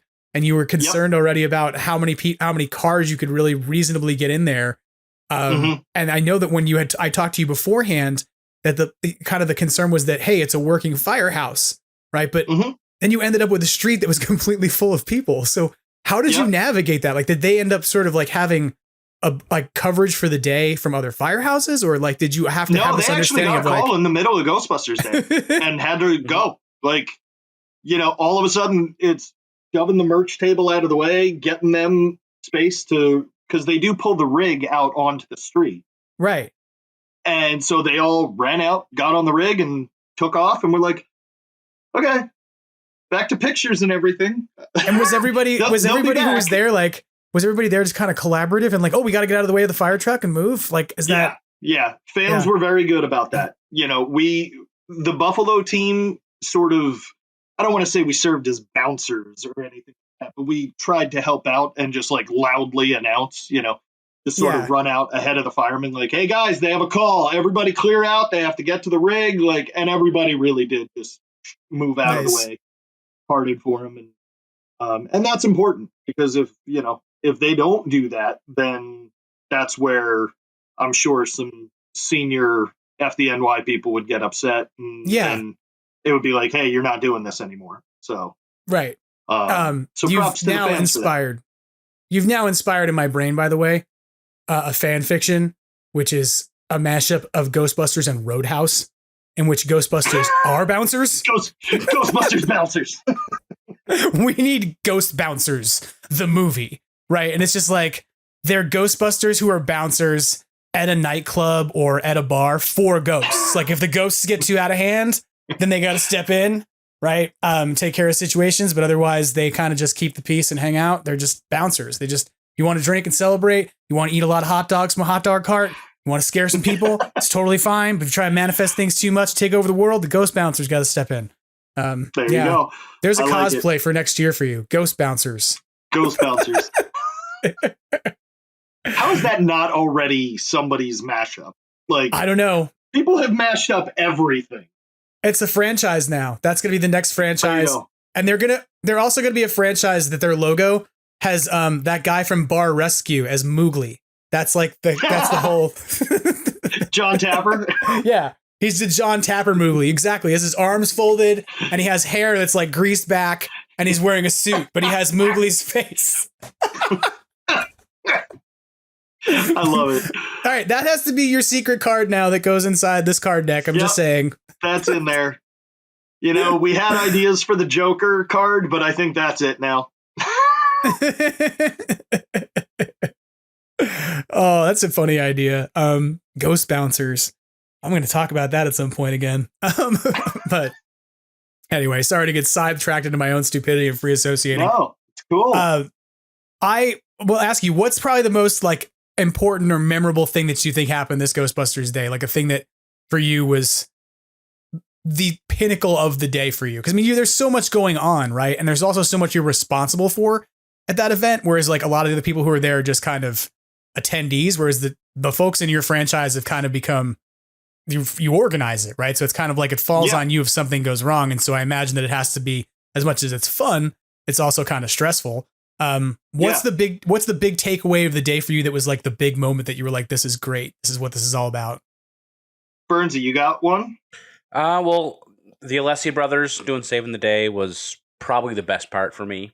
Yeah. But I really, really enjoyed the walking tour that the New York Ghostbusters put on. Walking all over the city, full uniform, full backpack. Just almost dying on a 90-degree day. It was awesome.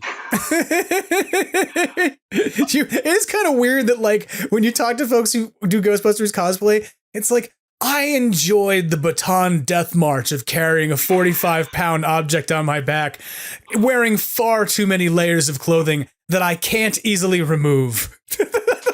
Squeezing 100 people into a subway car with proton packs. Did you really? You got like that many people into a subway car in proton packs? Oh yeah.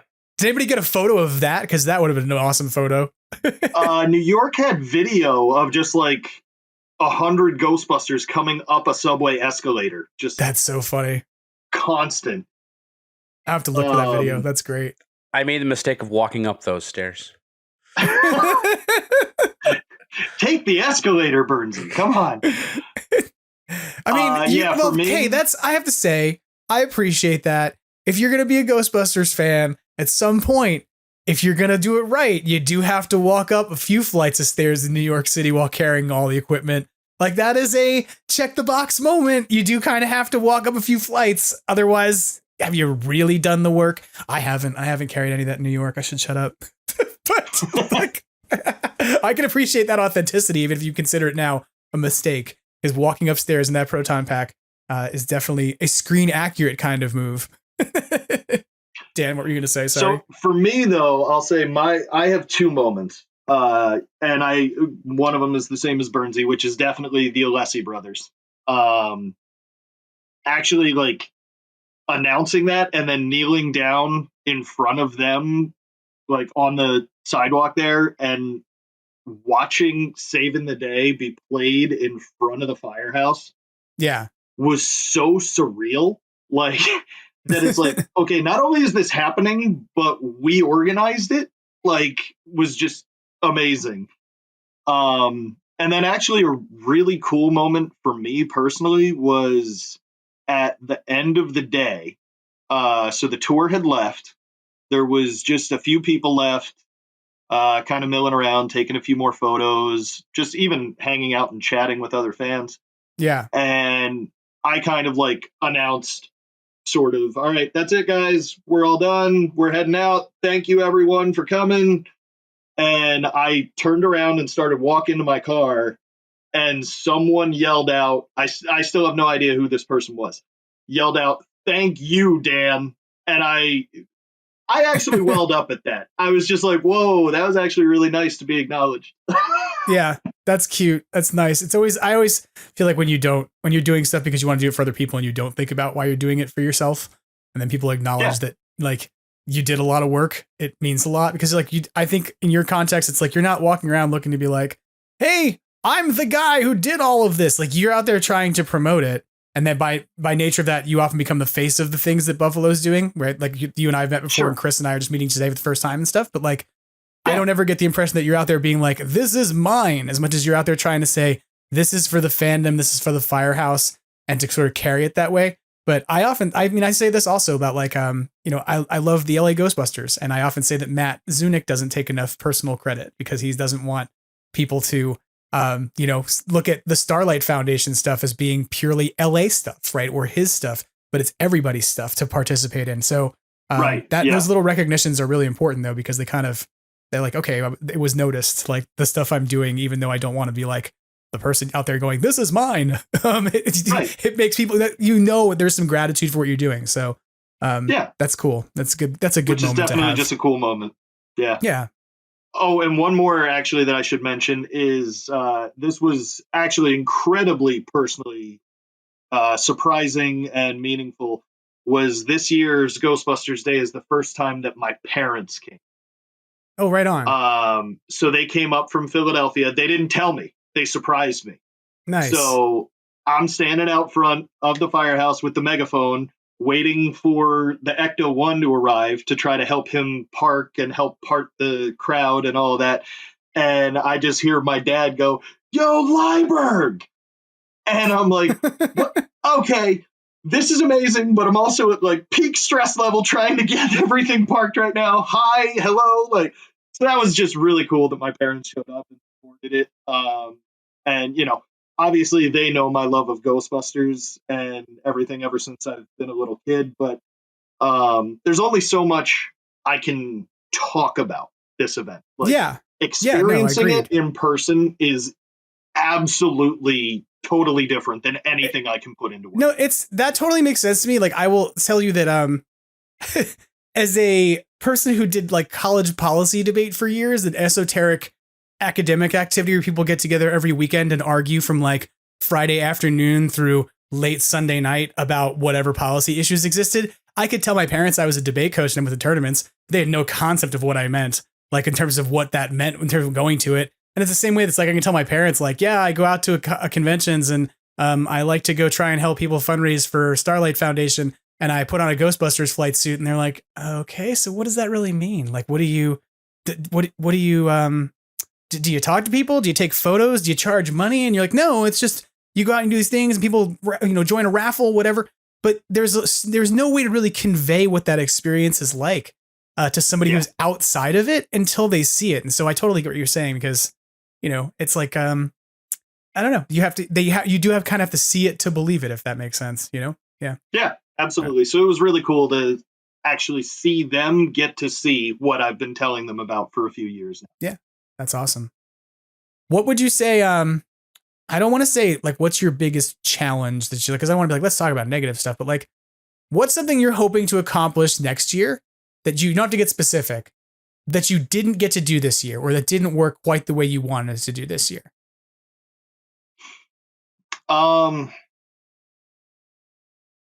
guess it's a bit of a vague way of answering it, but just, I want this to be a really good celebration. It's the 40th anniversary. I'm just I want something really special to happen. Not that everything that we haven't done isn't already special. It's all incredibly special. I still can't believe, I say this all the time, but I still can't believe that all we were trying to do was raise $1,000 for the Hollywood collectibles sign. It's really true how all this started was like, hey, and we've talked about this in the podcast before, that when you first did that, I was a bad person who was critical of you and asked, and I'm like, people can't see, but I'm holding my shirt over my face in shame because when you first put it out there, I was like, what's a firehouse going to do with a Hollywood collectibles sign? They can't even display it outside. Why are you doing this? And then like it's turned into this far bigger, charitable event that is helping the firehouse and the firefighters there on an annual basis that I think is so amazing. Like, and it makes me always like, that's the part where you have to, as you get older, you acknowledge when you've done stuff that's stupid. And then you go, I was wrong about this. And I need to tell you I was wrong about this. And I had to message you at a certain point and be like, I was 100% wrong about this. And I shouldn't have been up your butt about it. Yeah. No, but hey, you owned it. Appreciate that. Yes. Like, I'll own it when I'm wrong, and I was in this case, but like, I think it would be very cool for something special. I guess I'll say like, what's an example of special? Not that you have to say what you're working on, but like, are you thinking like once in a lifetime event kind of thing? Are you thinking like, lots and lots of money donated as opposed to just how much you've raised so far? Or are you like all of these things? Yeah. Obviously having a really good amount of money or even a record breaking amount of money would be amazing. Yeah. I think our $1 million. I think our record was the second year was a little over 10K. We hit like 10,600, 10,700, something like that. Yeah. Which was amazing, but yeah, like, okay, let's hit 11,000. But something like that. Honestly,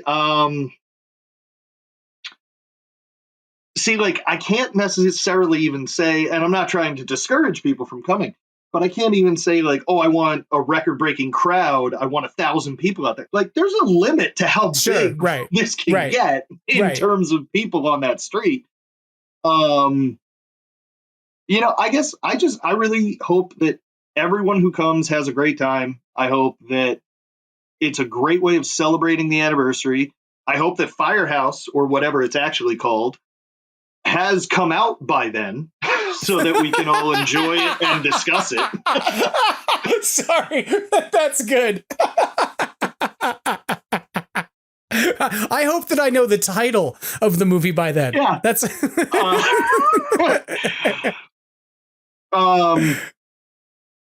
I have some things that I don't want to talk about yet. Yeah, I know. I guess let's make it not as objective. I hope that everyone who comes thinks that this event was something special. Gotcha.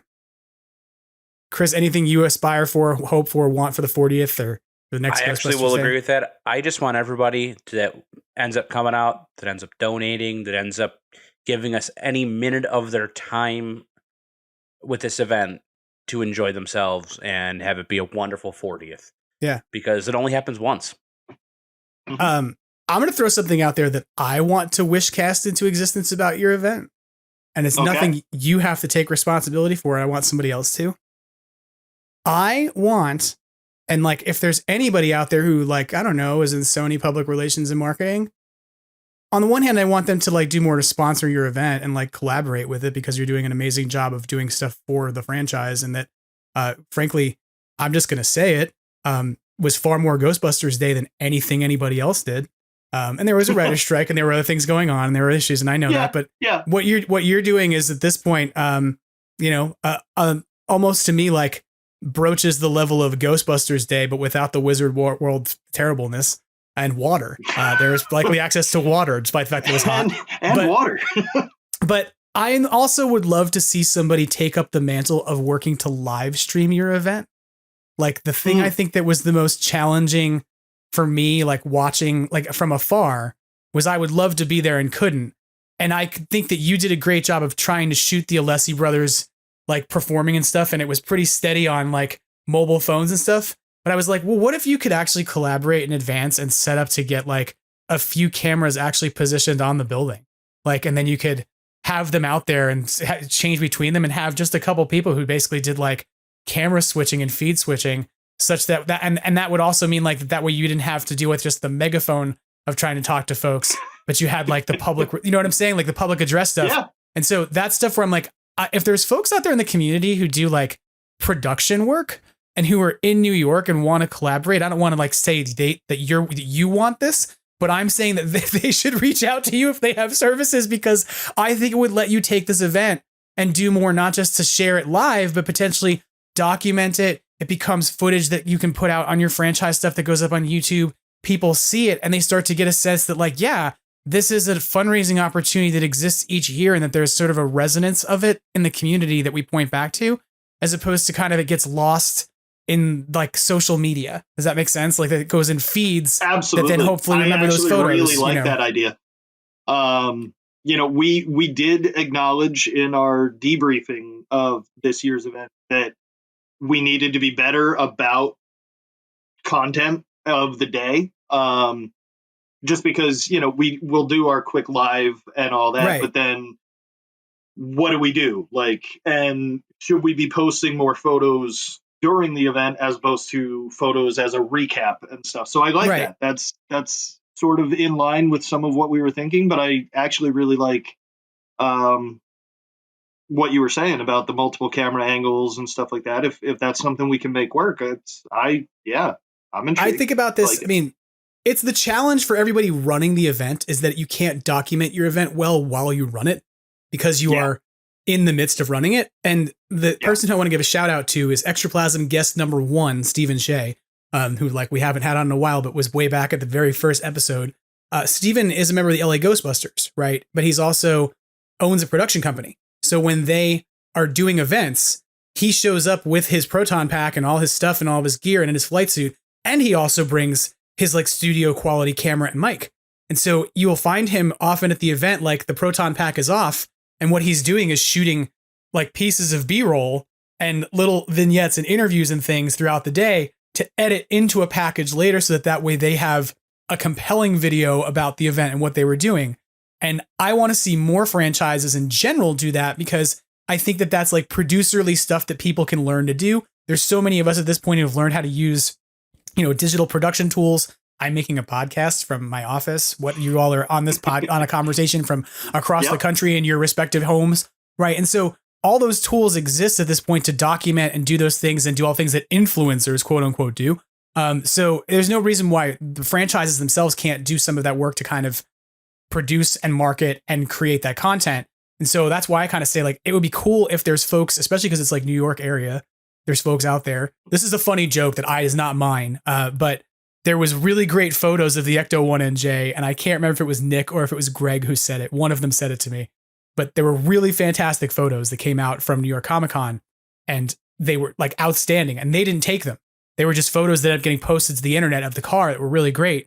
And whichever of them I was talking to, and I can't remember, but they said, I knew parking the car 1 block from B&H, the photo like supply company, right? That's like broadcast on New York radio all the time, would mean that great photos would come out to the internet, right? Because like the people who went and bought amazing lenses and then walked out and wanted to use them to shoot stuff, walked a couple blocks and walked into the Ecto 1, like against an urban backdrop. And so people took photos and all kinds of stuff and posted them.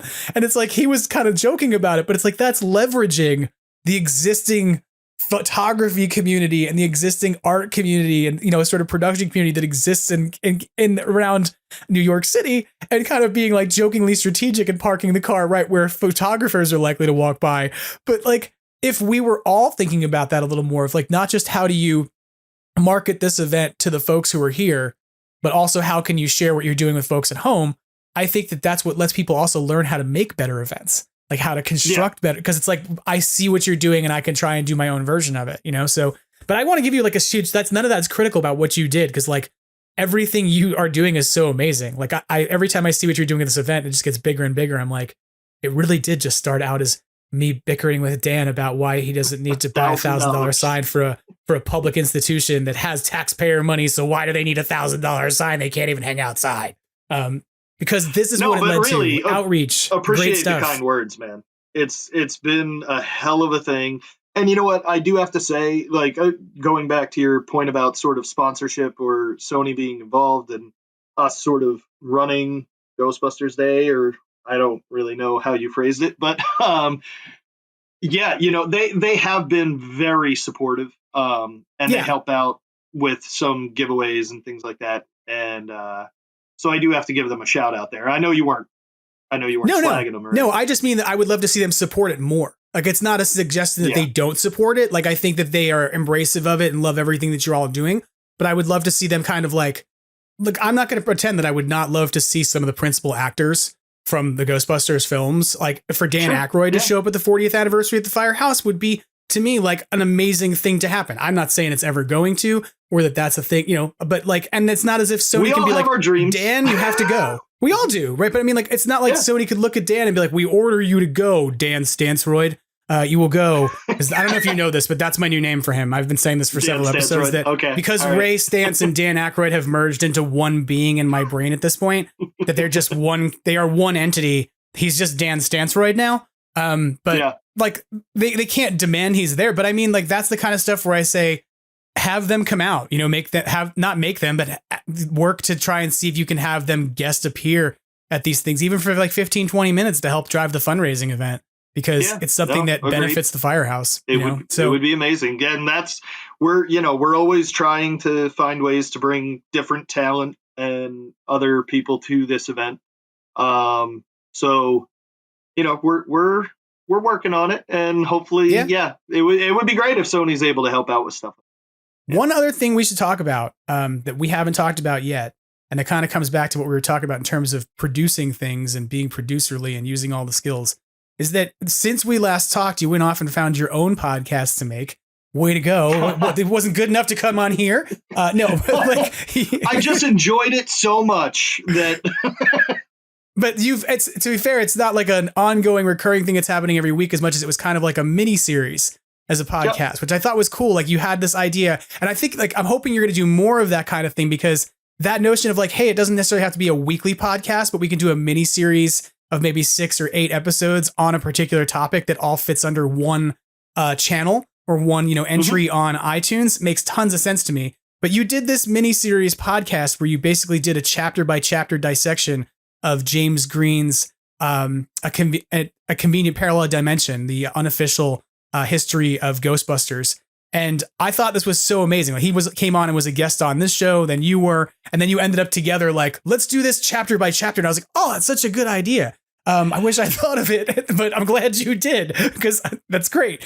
So tell me a bit about this. Like, how did that go? How did you feel the project went? Incredibly well. It was a pleasure to talk to James. He was so, gracious with his time to do that every week for 6 straight weeks. Because we did 2 chapters every week. Was just so cool. He's such a nice guy, so down to earth. And I mean, the book itself is fantastic. There is so much information in that book that I didn't know. And so it all came because a few of us, he did a giveaway on Ghostbusters Day of that book on his social media, and a few of us won it. Gotcha. And then it was like, oh, well, let's do a team book club, because a few of us also already had it. And it was like, oh, well, we could all read it together, because I'm horrible about that personally. Like I buy these books and then I never read them. I'm just like, I gotta have that book. I've joked about this, but I received a free copy of the book when James came on the show, because I got to sort of review the book, to see it, to be able to talk to him about it. And then I went off to Barnes and Noble at the same time and got myself the audio version of the book, because I knew that I would be terrible. I'm a person who teaches for a living, and I knew I would be terrible at being diligent enough to find the time to sit down and read. But I knew that I could listen to the book. And then, because while I did dishes, while I did other stuff, and then when I wanted to go fact check or look at where he was pulling stuff from, I could go grab my print copy, almost like a companion to my audiobook. So that's what's so funny to me, is like that you ended up making a podcast that was functionally a companion audio podcast to the book. So I was like, that's... Yeah. And so, I mean, it kind of, we were like, oh, let's do our own team book club. And then we were like, oh, should we do a podcast about it? And we were like, I don't know. And then we were like, well, what if we get James to come on and talk about it, with us every once in a while? And it just kind of like snowballed. And I mean, it was nothing. Like I sent him a message and he was just like, yeah, absolutely. Let me know when you want to do it. Like it wasn't even a thing. There was no back and forth, or it was so easy and it was so much fun. And we have a few ideas to maybe continue it in this sort of serial mini-series type way. But it was definitely a lot of fun. Burnsy, I know you got to have some anecdotes on this. Yes, I will admit that is the first book I've finished reading since I was an adult. I too almost thought about getting the audiobook, but I sat down and actually read it. Do we give you a free Pizza Hut pizza for that and a little badge? Is that like... I would read a lot more if I get a free Pizza Hut pizza. Book it. But James, absolutely wonderful. There were so many questions that we had throughout the 6 weeks that he would just You know, be like, oh yeah, no, this is exactly what happened. This is the story. This is how I learned it. This is what didn't make the book. This is what ended up making the book. And just so informative. I highly recommend the book to anybody who wants to know more about Ghostbusters. Yeah, there's so much there that I've talked about that is amazing in terms of just like, I think that he really has the most comprehensive discussion of the Ghostbusters song at this point, like the story of it. And I mean, years we thought that a track was the Hughes and Thrall track that wasn't even the Hughes and Thrall track. So many of us have been trying to piece together the individual parts of that story of how that song came together and who was involved and who had been asked to do it and who didn't. And so it's like, when you look at the investigative work he did there to try and track that down, it's really mind blowing to me that he has kind of, that chapter alone, I've joked about and said to folks, like, even if you don't care that much about reading about Ghostbusters 2, because that's not your shtick, like, sit down as your opener and just grab the chapter on the Ghostbusters theme song and read it. And from there, you're going to be like, I got to know more about this, because the way that this all unfolds is very interesting. And still, my favorite anecdote from that chapter is that almost everyone who ended up on the soundtrack originally was going for the title track. Right. So the Alessi brothers tried to write Ghostbusters and couldn't come up with it. And, but then they all ended up on the soundtrack. I was like, that is so interesting. And also now I want to hear all of their versions of Ghostbusters. I want to hear the Air Supply version of Ghostbusters. I know. But yeah, you're right. Like, that's one of those things where it's like part of the licensing deal there was, hey, we're getting these musicians involved. We've got to basically essentially pay them for something at this point. So we'll use them for other songs on the soundtrack. But yeah, I mean, there's just so much stuff in that book that I found was really, there's so many things I knew, of course, because like, I feel like I know a lot about Ghostbusters, but then there were so many things that I don't know that I went, oh, and that was when I would go, where did you find this? Like, what is the source on this? And you come back to, some pretty interesting stuff. So, and I'll say that's also like, I'm pretty sure that the creation of that book is how we ended up with Ghostbusters Hellbent existing out there in the world now. Like that, it was in a private collection of university texts, and I think his identification of it is sort of what led it to be something that's out in the world now. We don't really talk about it much because I'm not sure that Sony wants us talking about it that much. But, right, I think we're all very careful about that. We're like, how much can we say? It exists. It's out there. You can find it. I'm not going to tell you where, but yeah. But yeah, there's so much he uncovered. I think that were things that oddly enough, I think that maybe coming into that as somebody who didn't have connection to the fandom in the same way, and who was going to have to follow down leads as an independent journalist in a different way than maybe some of us would have as fans, maybe led him to things that we never saw before. Who knows, So yeah.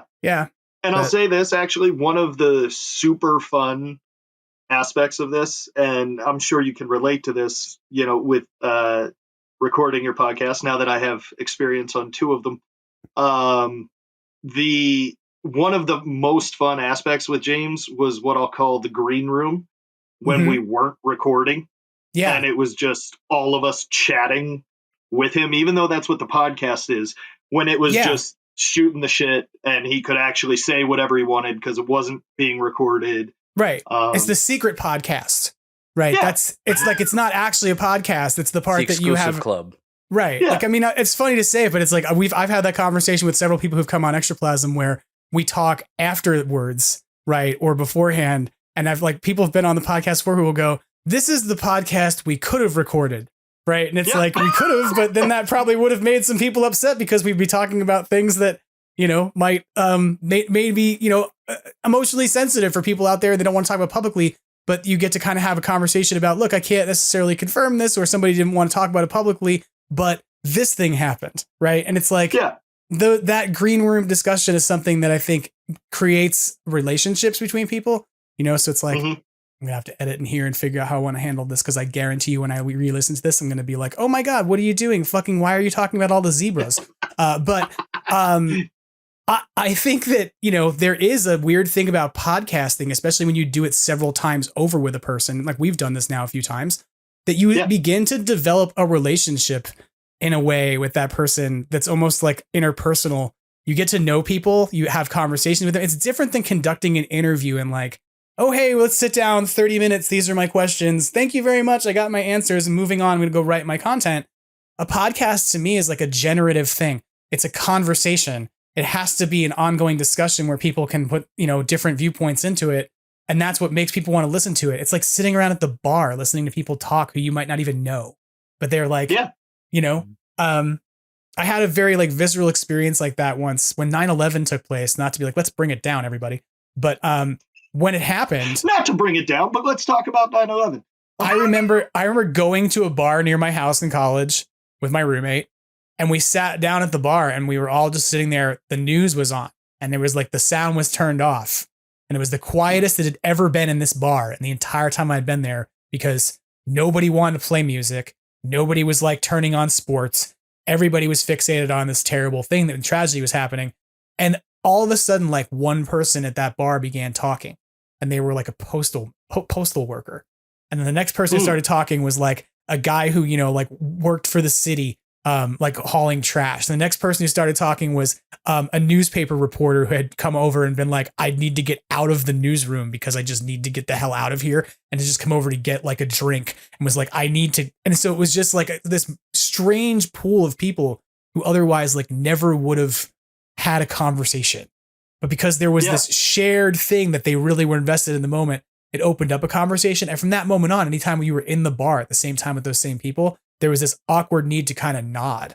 Like, we've all shared something together, and it's like, we didn't all become super great friends because we shared a trauma together, but like, it's not trauma necessarily it has to be, but it can be the joy, the elation, the celebration of fandom and these things that I think, I'm doing the part where I talk too much and I don't let you talk, but sorry. No, it's a very good anecdote. It's a very good story, and you're 100% right. It honestly makes me think about, like, I would actually love one of these days now to go back and listen to some snippets from our first episode compared to our last episode with James. Yeah. Of just how different we all related to each other, because we were, friends by the end of it. And just chatting and hanging out all the time after the podcast in the green room, sort of just, okay, so now what's going on? And I mean, it wasn't all Ghostbusters. It was like, hey, James, like, what's going on this week? He talked about his son's birthday with us, and his son's disability and everything. So it was just very cool. Yeah. And it was fun to get to know him. Yeah. I mean, I have continued to follow him on Facebook afterwards, and we've kind of interacted a few times. I think I shot him a one-liner the other day because he made some comment about, his daughter or something saw a podcaster on television or on video and made a comment about how podcasters look. And I said, as a podcaster, I kind of replied and said, you've been on a podcast, and as a podcaster, like messing with him a little bit. And he's been very nice, very, very casual, down to earth person. And I have to admit, I'm very interested in his next book. He's writing a book about Guns N' Roses.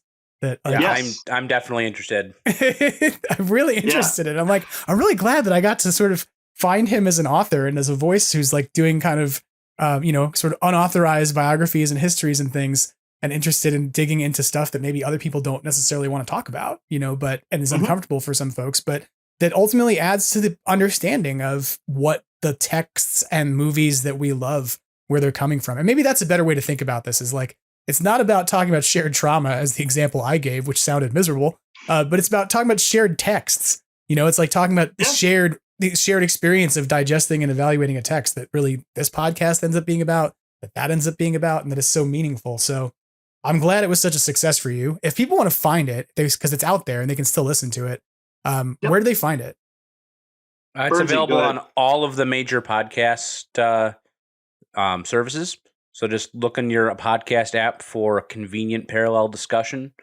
Off top of my head, iTunes, Spotify, I think it was like PodChimp that I had it on. Anything that it would let me just send the feed out to. I sent the feed out to. Gee, I have some experience with this. I'm not sure. Whatever do you mean? PodChimp and other random platforms when you're starting your podcast, you're like, maybe I can put it here. Maybe people will notice it there. I don't know. But then you get to do your analytics, which is always fun. If you ever sit down and look at your podcast analytics and you're like, wow, 75% of my listenership comes from Apple. Then you go, that's kind of crazy. Apparently, most podcast fans are Apple users. Who knew? But yeah, it is kind of wild to think about that kind of stuff. But I do think it's great that like you got that off the ground, you got it running. I hope you continue it with other stuff. But even if you don't, like if you haven't picked up that book and you're listening out there, like go grab that book. I know at one point I even said that like you could get a Barnes and Noble like trial for like their monthly subscription thing and it would let you download a book for free. So I was like, just go get James's book so he can get download credit for it. And you don't have to pay a dime. Just cancel after a month of the Barnes and Noble thing. That's I don't have promo codes to give people. I just have schemes. James will be real happy that I'm bringing this one up. If you really want the book, go to your local library. If they don't have it, ask them to order it. It'll be there for everyone to go and read. Yeah, that too. That's true. Like that is a really good thing to do. Is if you can recommend it to a local library. That's a really cool idea. So one thing I want to talk with the two of you about, because you're active people who are wearing Ghostbusters gear on a regular basis, engaged in cosplay for charity and all these great things. What's your reaction to the HasLab announcement? Like the HasLab announcement came out on Friday. We know now that for the cost of $299.99, you can get yourself a 2-pack, a 2 in the box of the Hasbro Ghost Trap and the Hasbro PKE meter that have kind of been designed off of screen props. They've allegedly been 3D scanned. I don't say allegedly because I don't believe them. I'm just like, which prop did you scan? I'm interested to know. But what do y'all think about it? What do you think about the HasLab announcement? It's awesome that they're both available. Obviously, the Matty Collector ones have been in the fandom for so long, but not readily available that the prices on them have, it's cost prohibitive for a lot of people to own those. I mean, I still, when I cosplay, I carry my Matty Collector PKE. You're brave. You are brave. I am. I do not bring the trap out ever. That just sits on a shelf. So from that angle, I'm excited to probably get at least one set. The interesting thing is, with it being a set, I feel like, at least personally for me, if they were separate, I would probably buy extra traps. I don't necessarily want extra PKEs. So the set is interesting, but I think it's cool too, because it's something that a lot of fans, again, don't have access to and are excited to get. Obviously, I mean, when we started the podcast, it was at 81% in 24 hours, which I will say I am shocked about, because the pack took 9 days to fully fund. Right. And I think the fastest funding thing is, I think the fastest funding thing ever was the G.I. Joe Hiss tank, which funded in about 9 hours. But this would be like the second fastest thing. So this would be like the second fastest thing if it does it in a day, I think. So, yeah. Okay. But I think you're right. I will say, I think that there's a potentiality that people will, I think we may see a resale market of people who buy both props. And then they go, well, I don't really need a PKE. I just needed a trap. And so the loose PKE will end up on eBay. And I think that some of that's going to happen because of this pairing of stuff that, you kind of hinted at. What do you think, Chris? I also would have loved if they were separate items, just for the fact of I have the cheap, I think it was a Walmart PKE.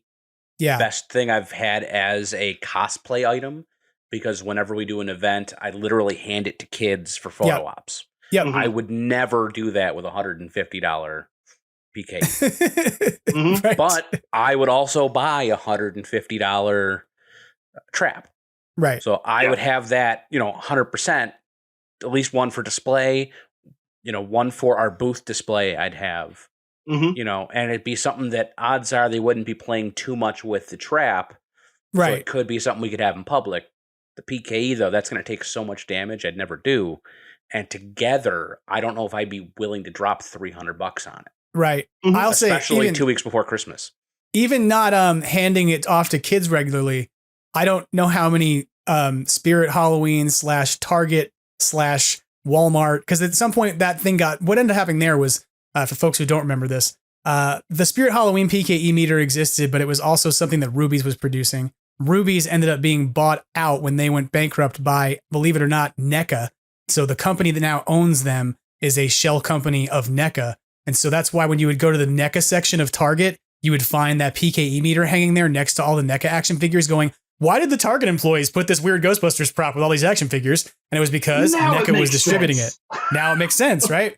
But yeah, like you're right. That was an accessible prop that maybe was going to cost you like $30, but I can't tell you how many of them I've blown through just because they're not well made, right? They're not. And but by the same token, they cost nothing. So they're the easiest thing to, if you're going to know that you're going to walk around, you're going to drop the stupid thing, it's going to fall off, it's going to be put on a table, etc.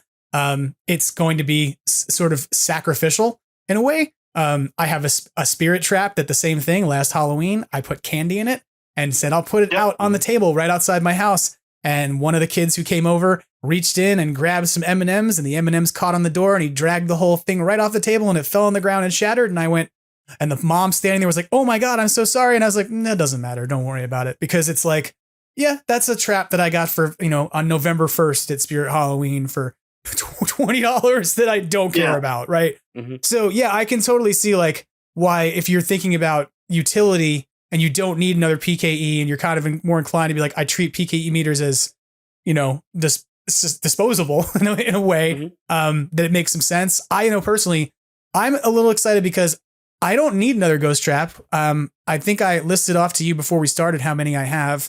I think the number we ended up was 11. 11, right? It was 11 different ghost traps. It was like 2 Maddies, 2 Spirits, 2 Walmarts, some RTV trap in there. Like there was a whole bunch of things we counted off. Disguise traps, and my Maddie trap will never leaves, right? It's never going to, because I'm so afraid of it getting damaged.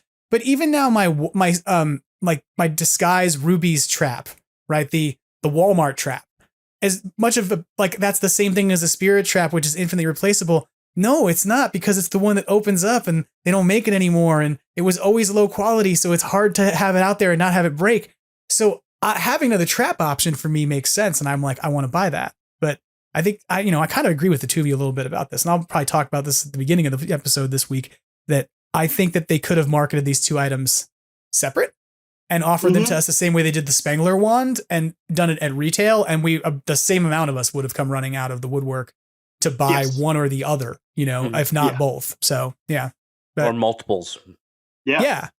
Like you might look at one of those two things as being, and I've heard that from more than one person who's like, I would have bought multiple traps, right? Like I overbuying multiples of 2 of everything, of both. Like I would have wanted more than one trap, Yeah. Like you want one for your retail. If this was retail right now and they just were like, hey, here they are. Yeah. So I have not backed the HasLab yet. I'm still trying to figure out what I want to do. But if they were retail right now available, I would have already ordered 1 PKE and 2 traps. Yeah. Like, no, that makes, guaranteed. I get that. Yeah. And it's kind of funny because like when you ask me how many PKEs I have compared to how many traps I have, it's kind of weird to think about, but it's like I have 1 Maddie PKE. I have 2 Spirit PKEs left at this point, and one of those disguised ones that doesn't move or doesn't do anything that I literally put on my lawn at Halloween. It sits there it sits there in a pile of bones to be sort of representative of a dead Ghostbuster. There's a ghost trap and there's a PKE and then there's a pile of bones at my haunted house, right? And so nice. It's that to me, but what's weird is I'm not compelled to be like, I need more PKE, right? Like I don't feel like I need it as much as the ghost trap has more functionality. And I think this is part of why, as much as it might be seemed essential in a video game, the PKE meter is a detection tool. It's not a busting tool. Right. I don't need the PKE meter to sort of be a Ghostbuster. It's an effective tool to help find the ghost. But at the end of the day, with the exception of adding on the taser in Afterlife, it's not a way for me to actually bust ghosts. It's just like an EMF detector, which ironically enough, the new HasLab has inside of it. They're apparently going to put in. By the way, I do have to just say, on the stretch goals, I was definitely a little disappointed on those with just the patches and the holsters and stuff. But going back to the Proton Pack where they gave us the burnt mini puffs. Yeah. How are we not getting a melted or exploded mini puffed for the shocker mode? Sure. It just goes with it. I feel like that would have been such a good stretch goal. Yeah, no, you're not wrong. I think that's a really creative, cool idea. That would be really neat. Yeah. I like the belt hangers they're doing and stuff. I think that's great. But again, if they'd done them at retail, I think that would have been a way to go. You're getting the belt hanger and the piece of equipment. And even if you charged $175 to folks at that point at retail because you had less confidence about how many you'd sell, we would have bought them. And so instead, I'll also say that we've now had the family that busts together and 2 in the box. And I just think that, maybe thinking about some of those double entendres over there at Hasbro might be a necessary thing to start considering, that you're kind of, you're taking lines out of the movie. I get it. Hasbro naming department, be careful. You've had your issues before with, another ghost trap item that you were going to sell that also had some entendre issues. Maybe it's time to bring in an outside perspective to take a look at what you're naming the things and how they might be utilized in bad punnery and bad behavior in the fandom. But I digress. Just a focus group. That's all you need. Just a focus group. Yeah. Which just apparently they have, but... Well, they need a different focus group. They need a focus group of filthy-minded people. That's what they really need. They just they have to just give a pop quiz like, what does this mean in a series of entendres? And if people answer with like the sexual answer enough times over, then those are the people they bring in for that focus group, and they show them products. And if they're like, it's a dick, or it's two things in a box, bro, then they can go, oh shit, we didn't think of that. And now I'm that guy. That's the worst part, is I'm that guy right now, just so we're clear, because I made this joke. I am a key representative of that focus group. Don't bring me in to ask me what I think you should make. Just bring me in to ask me what I think you should name it. And that'll be good enough. But yeah, no, I think these are cool. I think you kind of both raised some valid points about it. So do you think you're going to get in on it though? Are you still mulling it over, Dan? I got to decide how many I want to do at this point. I know I'll do one just out of sheer FOMO. Yeah. But yeah, I'll definitely do at least one. I might even just wait it out just to see, like, okay, once the holsters are unlocked, like that would, it would be a definite then. It's funny you say that. I was joking about this earlier today with somebody that Hasbro Pulse, like during the video, they showed us the Ghostbusters video and then it cut back to the same representative, Emily. She was now like in different clothes. And she was like, don't forget, if you sign up for Hasbro Pulse, you'll be able to back this 1 hour early. And I'm like, and then it opens for everybody. But beyond that, who cares? Yeah. This thing is available for you to back for 2 months, like for 45 days. Right? Like you being there first in the first hour means absolutely nothing. And I'll also say this. If they're fulfilling orders in order, it means you probably get the first run of the factory stuff that comes off.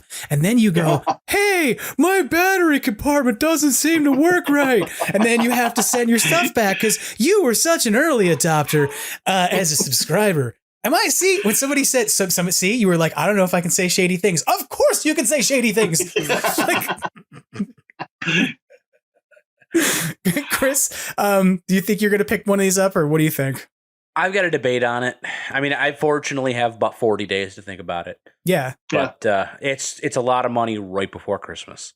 That's my biggest thing. And that, to be fair, they did that with the HasLab pack too. That was a complaint that a whole bunch of people made last time, which is why I think, like, not to be like sort of rehash something I've said over the last few weeks in the podcast, but like the announcement of an announcement that doesn't tell you what to expect in the announcement doesn't give anybody the opportunity to like, oh, wow. And so if you told somebody you were going to do this and there was like I almost think like a 4-month window to do this, you would, even if you didn't tell how much it was going to cost, you could just say, hey, we're putting out a thing, get ready, start saving, whatever. Maybe you won't want to make the marketing appeal of start saving because people will be like, what do you think I am, Rockefeller? But like, if you let people know this as opposed to just a 45-day window, when you're absolutely right, people are spending money on their kids, on gifts for people, and they have to prioritize what they can reasonably put on a credit card, and they don't see the product granted for like another year. But that window, I think, to do it twice to Ghostbusters, to me seems odd, right? Like they do other HasLabs at other points in the year for other product.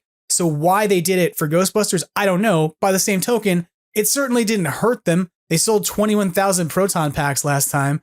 So, I don't think it's going to hurt them this time. They're going to make money, but I do think you're right. Like, I think that it creates a little bit of a tension, an issue, right? Like for those of you who want to back it, but also have to figure out, like, I'm spoiled. I have no kids. So somebody's like, you're spoiled right now. When you need a kidney or somebody to take care of you when you're old, you will be changing your mind about that.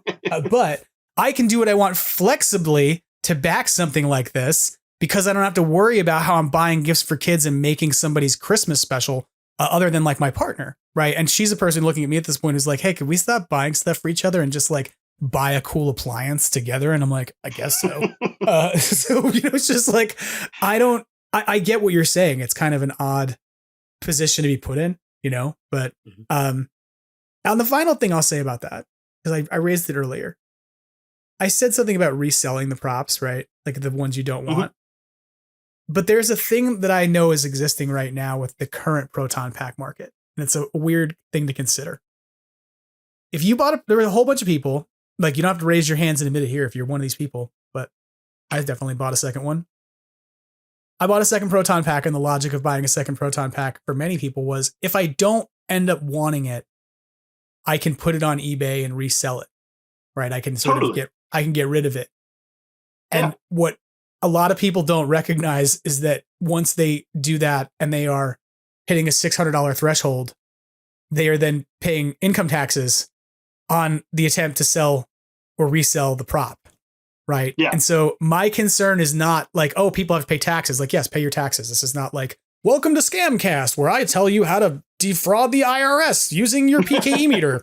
Like, but I mean that because the value of those props goes up so high in the resale market so quickly because, oh, it isn't made anymore. And Hasbro says they'll never make another one. It immediately pushes the threshold of that price above $600. And then you are sitting there going, well, now to sell the thing and to break even on it, I would have to sell it for $800 or $900 because I know I'm going to lose 1/3 of it to Uncle Sam, and I'm also going to lose my eBay fees, etc. Right? And so to me, that's the other reason why I'm like, stop doing this with props this way. Like I'm happy we're getting them. I'm by no means angry at Hasbro for making these props, but I am like, look, if you like want to make this sustainable. Like, I get that for them, it has less risk to know exactly how many they need to make. But in terms of the longevity of the fandom and making sure that people can get the things they want, who later on want to still be part of what we're doing, it really does kind of create a crappy situation, So, yeah, I don't know. Sorry if I just took everything positive and shit. No, you're good. No, I agree. And an easier way to do that would be to do a smaller run. If you have to do a second run, do a second run. Right.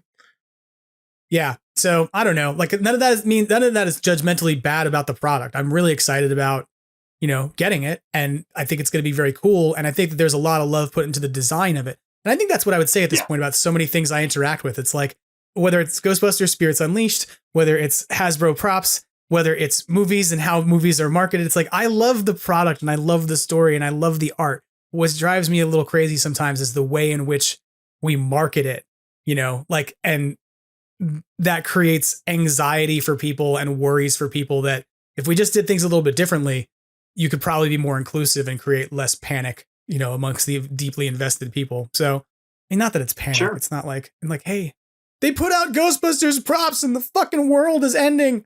Somebody call FEMA. We got to set up camps.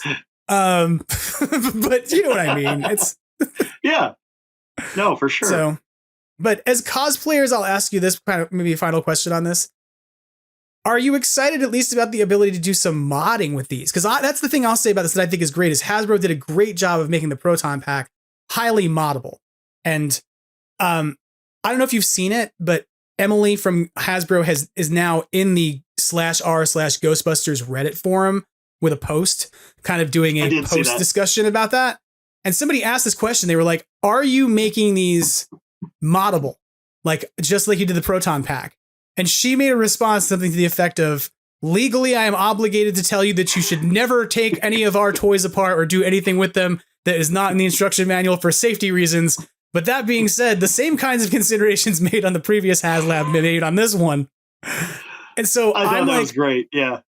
Yeah. So, I mean, do you see this as potentially like being the same way, like beneficial for cosplayers as an easy entry point for building like a moddable proton pack or moddable trap or a moddable PKE meter, etc.?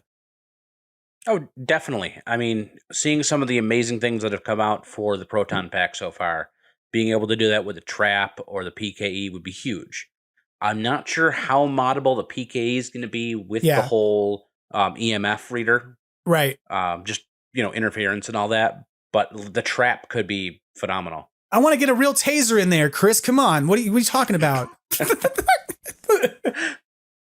Sorry. I mean, a little bit of duct tape and some real spirit will get it in there for you. We'll get some capacitors. We'll supercharge them. We'll get some wires. They'll be fine. It'll be okay.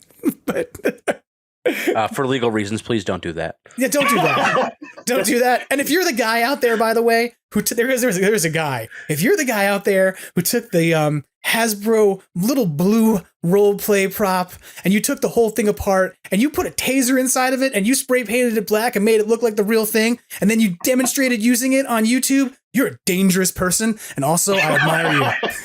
also please contact me to come on the podcast.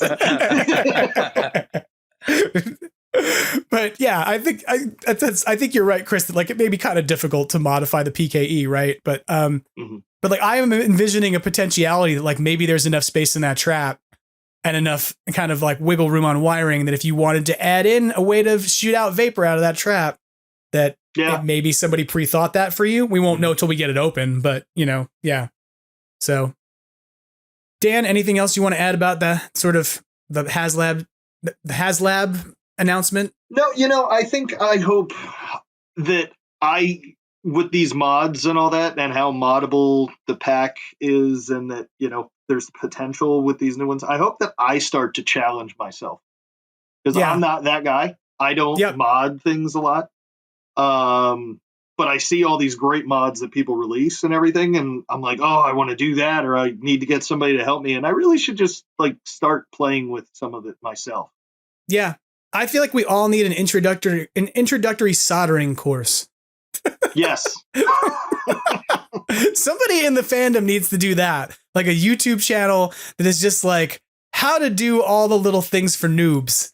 Right. I like There's shout the out to next like podcast, Supernatural Soldering. Right. There you go. Oh man, that's a great title even. We need to word that properly, please. But yeah, that's funny because I give a shout out to like, Proton Pack is not a toy, Matt, right? Because he's doing a little bit out with his slime blower build and stuff. But like, I think that if there's a democratization to sort of prop modding that's happened over the years in the community where, years ago we used to talk about who was recasting what.